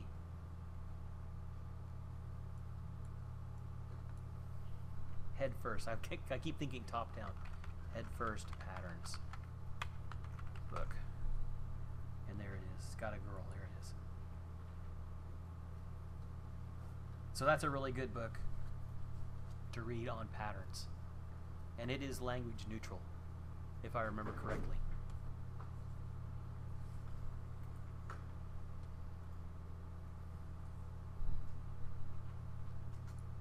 Okay, let's go back in here. I guess I don't need this anymore. And let's just change up our button a little bit. Instead of load prefs and save prefs, we'll change it to load. Whoops, didn't mean to do that. we'll say save game.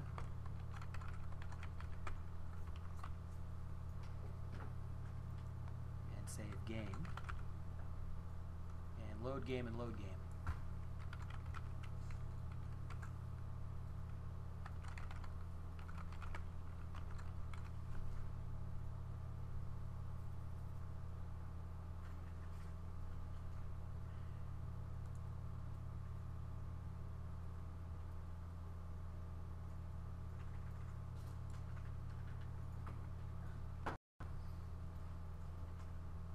Okay, I'm on level 2. I'll set my health to 100, well, 199. I'll set my experience to 2,000 or 29.99 since I'm apparently off by 1 key. I'll turn expert mode on. I'll give my player a name. I'll go ahead and save my game. Hopefully that worked. It would be nice if I gave some sort of output. I probably should have put a debug statement in or something that told me that I saved it. That's okay. Hopefully everything will be fine. I'll go back to level 1 and it will still persist, right? Because we're not destroying the object from place to place. But if I save this or if I change this to say 59 and 4,000, and I've been playing for a while and I'm almost dead. How about this? We're down to like 2 experience or 2 health points. Now I'm in trouble. I better hit load game. And hopefully. No. Oh no, it didn't work.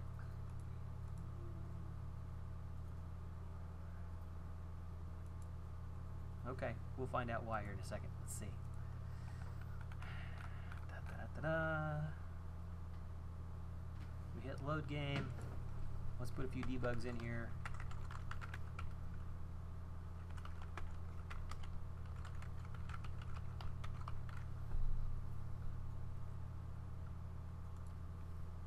Oh, of course. We didn't do anything after our close. I must have gotten a temporary brain condition. Okay, so we loaded it. We've got player. We closed the file, but we never set the values back, right? So we've got player. So what we need to do, because I went up and started explaining this again, and I got sidetracked. So we'll say this dot health equals player dot health. This dot experience points, or experience, equals player dot experience points. We'll say this dot expert mode equals player dot expert mode,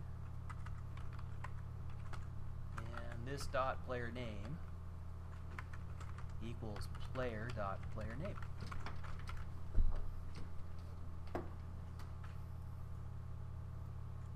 And I think just for fun, since we're right here, we ought to do debug dot log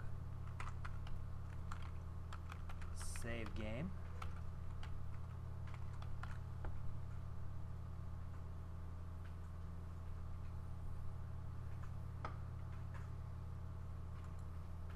And let's try her again. Okay, same deal as before. Let's see if load game works now. Okay, it did.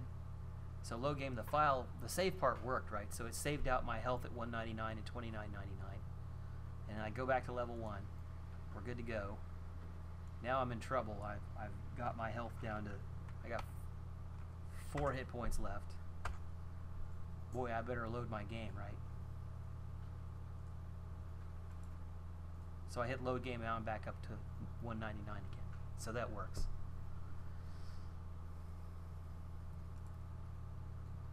I think the only other thing that I did to it earlier that I didn't think to do this time was, where is my file name again? Here it is.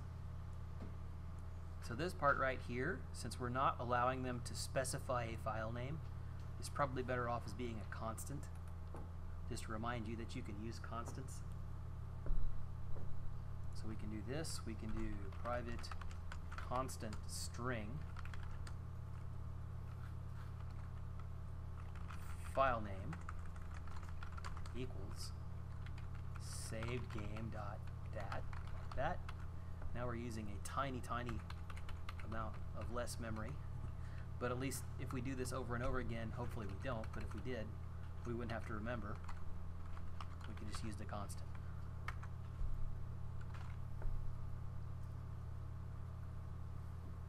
So what would we need to do in order to allow them to specify their own file name? What do you think?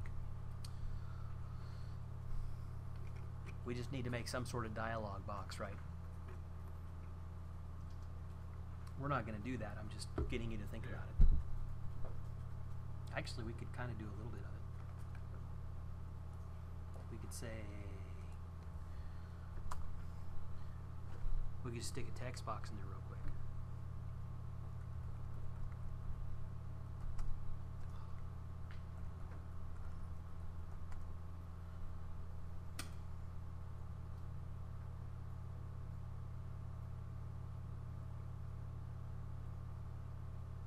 I think I have one in here somewhere. Let's see. Button new. Yeah, there we go. Okay.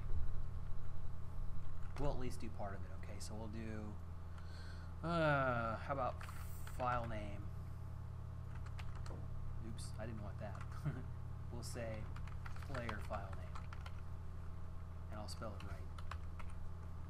And it's got to be a variable, right? Let's see. Yes, variable player file name equals, and that will create a text box where they can actually type something in. So that's GUI.textField, and the same obtuse rectangle stuff applies.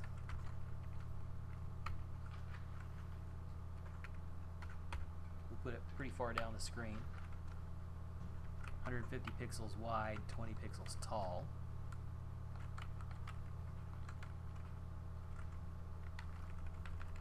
And I'll just put something in there. I think that's all we need.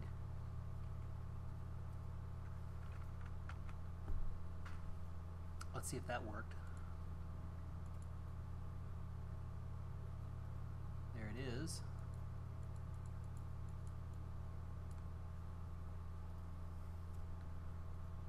Okay, so that's not bad. Now, we're assigning it to player file name. What we could do is, let's see, in save game, we could give it a new thing here. We could say string file name.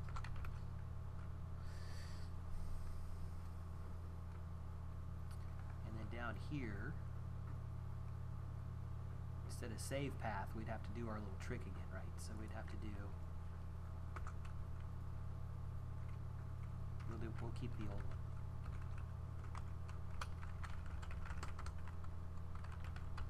File at create, and I'll just do it here. I'll do path.combine application dot, oh, what was it? It's 9 o'clock and I'm forgetting things. Persistent data path.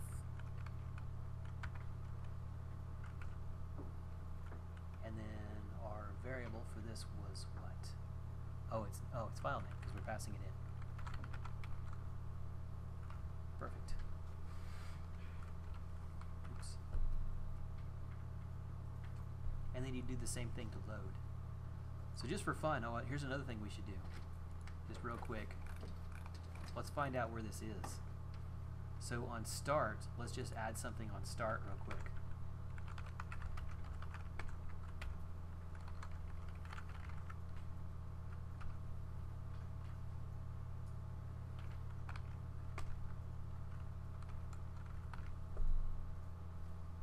Let's run this.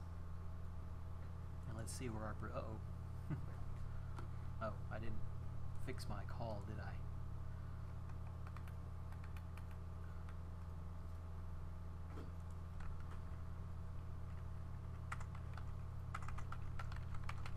What did I call it? Player file name, I thought. Yeah, player file name.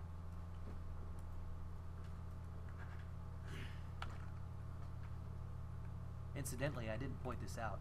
On GUI, it's kind of like on update. It runs every time update does. So this is constantly running in a loop. This is one of the things that's different about the new GUI system.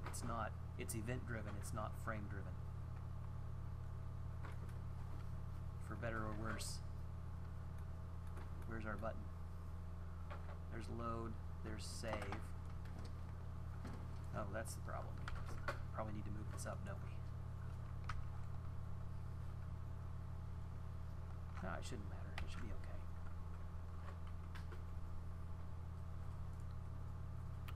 Let's just see. Should link it, right? Nope, I guess not.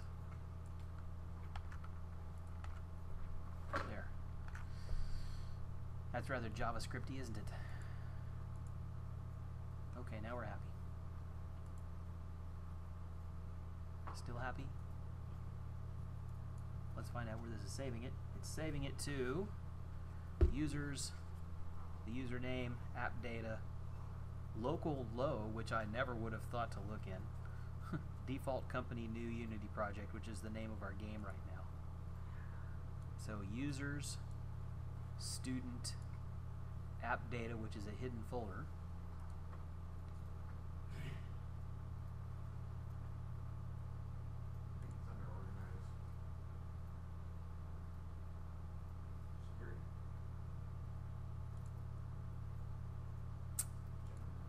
If you play Minecraft, app data is not gonna be so hidden.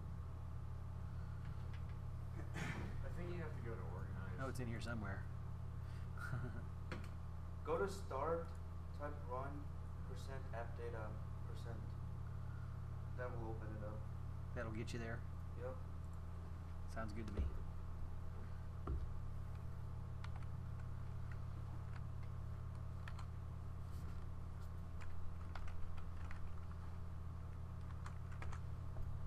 There we go. And then what? Local low, It ain't which just there. sounds weird.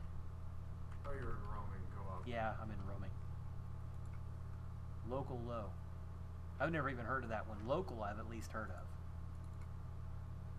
And then default company, and then new Unity project, and there it is.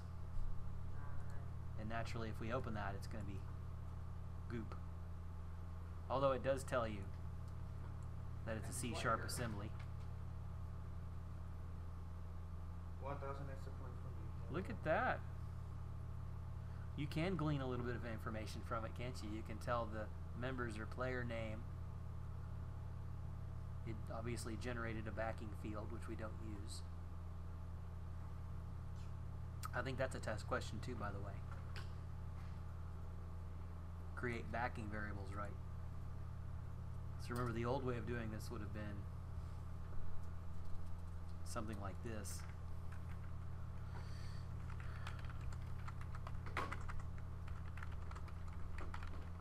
Boy, I'm giving a lot of good test answers tonight. I'll tell you what.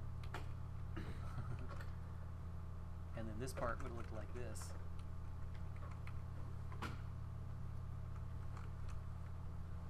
Get would just be return player name. And set would be the Egyptian god of death. No, I'm just kidding. Actually, I think I'm right.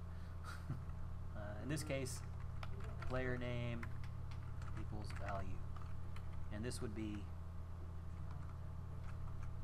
the same thing using backing variables.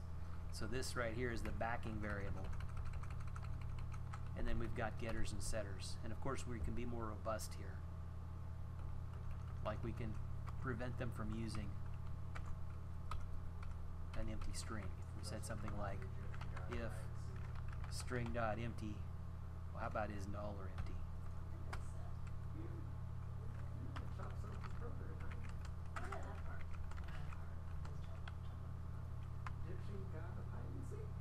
Egyptian god of hide and seek. Hey, you're gonna really offend any ancient Egyptians in the audience.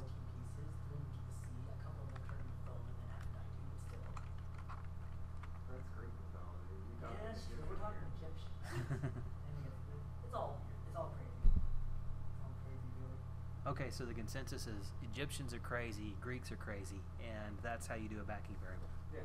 which is on your exam. Pretty much. That's long and annoying.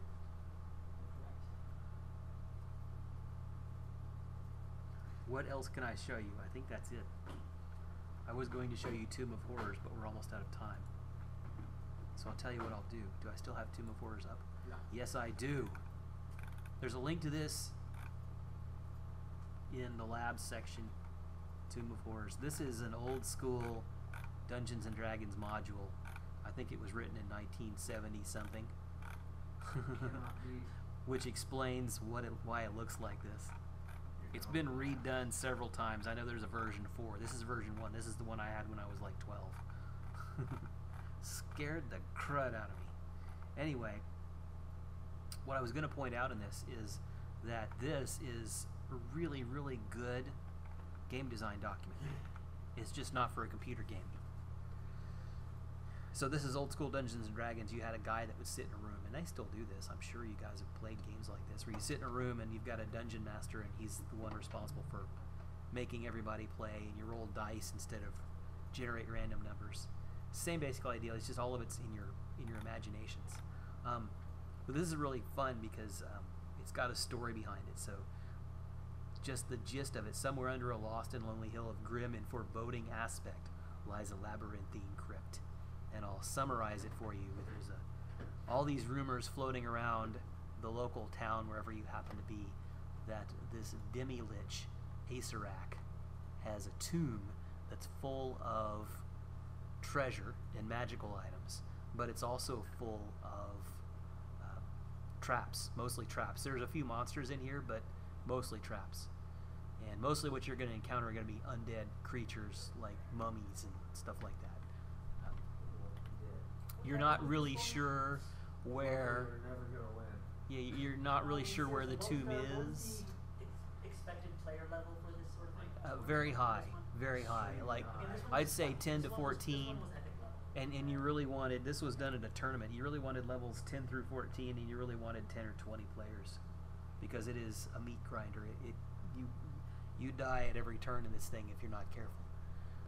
And the other thing it tells you in the notes for the Dungeon Master, you can see in bold print there, this is a thinking person's module. If you're a hack and slay group that just runs through and kills monsters, then they're probably not going to be happy with this. And I loved it. This was one of my favorite modules of all time. But what I wanted to do with this was kind of take everything that we've learned so far and try to put something together, just using everything that we've learned so far. So I don't have a finished solution to this. I just thought of it today. I thought, hey, this would be a great thing to play around with. You don't know where the tomb is. There's this cool map. So you've got the highest hill on the plains of Uz, an island unmapped in Near Div. Now, if you were to go buy, back in the day, you could buy the map, and that's what it looks like.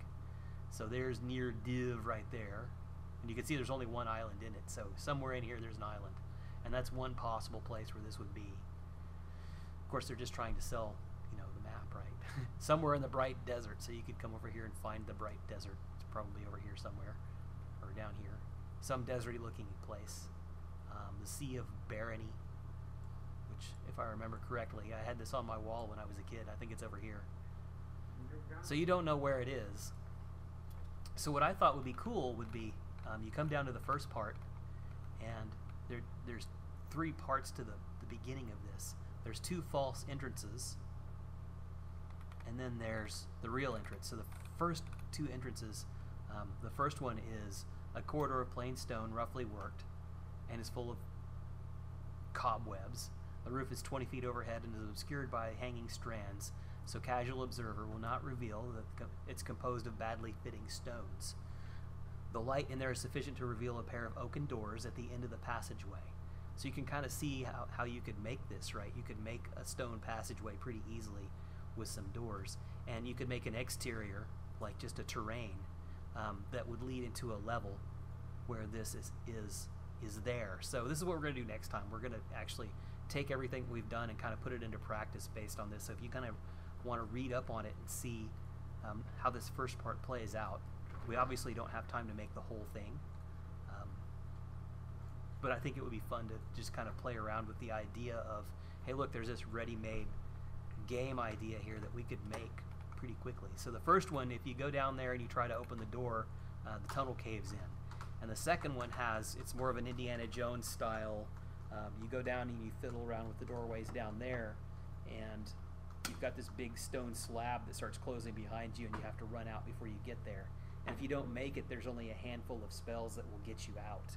And they're pretty high-level, expensive spells, so it's not a trivial thing. One of them is like, one way to get out is wish. Okay, that's not really something that you don't throw a wish around lightly.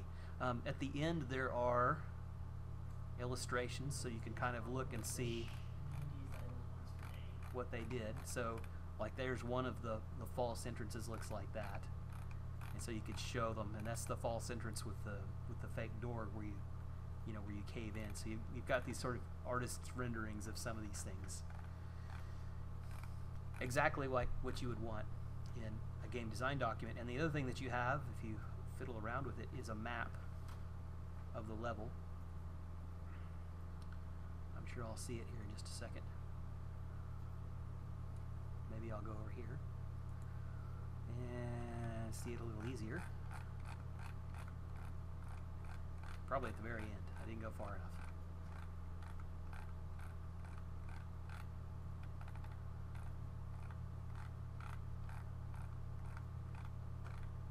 Here it is. The newer version has a much prettier map, but that's okay. It's not a very large dungeon, but you can kind of figure out what's going on here. So there's a thing at the top, so you can tell, like, this corridor right here is obviously heavily trapped. All those X's are false doors. So you step on that, and of course there's spikes or poison gas or something. These little S's represent secret doors that you have to find. This is it's either a hidden passageway or it's a passageway that goes above this main area. So you can just kind of tell by looking at it. You've got lots of hidden doors, lots of secret passages, lots of traps. I don't know what that is, but I'll bet you slide down into a pit of fire. That looks like a good time. That looks like a good time. So you can kind of get what this is. So this is really cool because you've got this map. It would be really easy to make a level based on the information that's here. What is 16? But of course you can't make this game and publish it because that would be a copyright violation. So don't let them squish it, because if they do squish it, you will be dead. Exactly. So if you're going to make it in Soviet Russia, where they don't care. Okay, so that's what we'll do next time.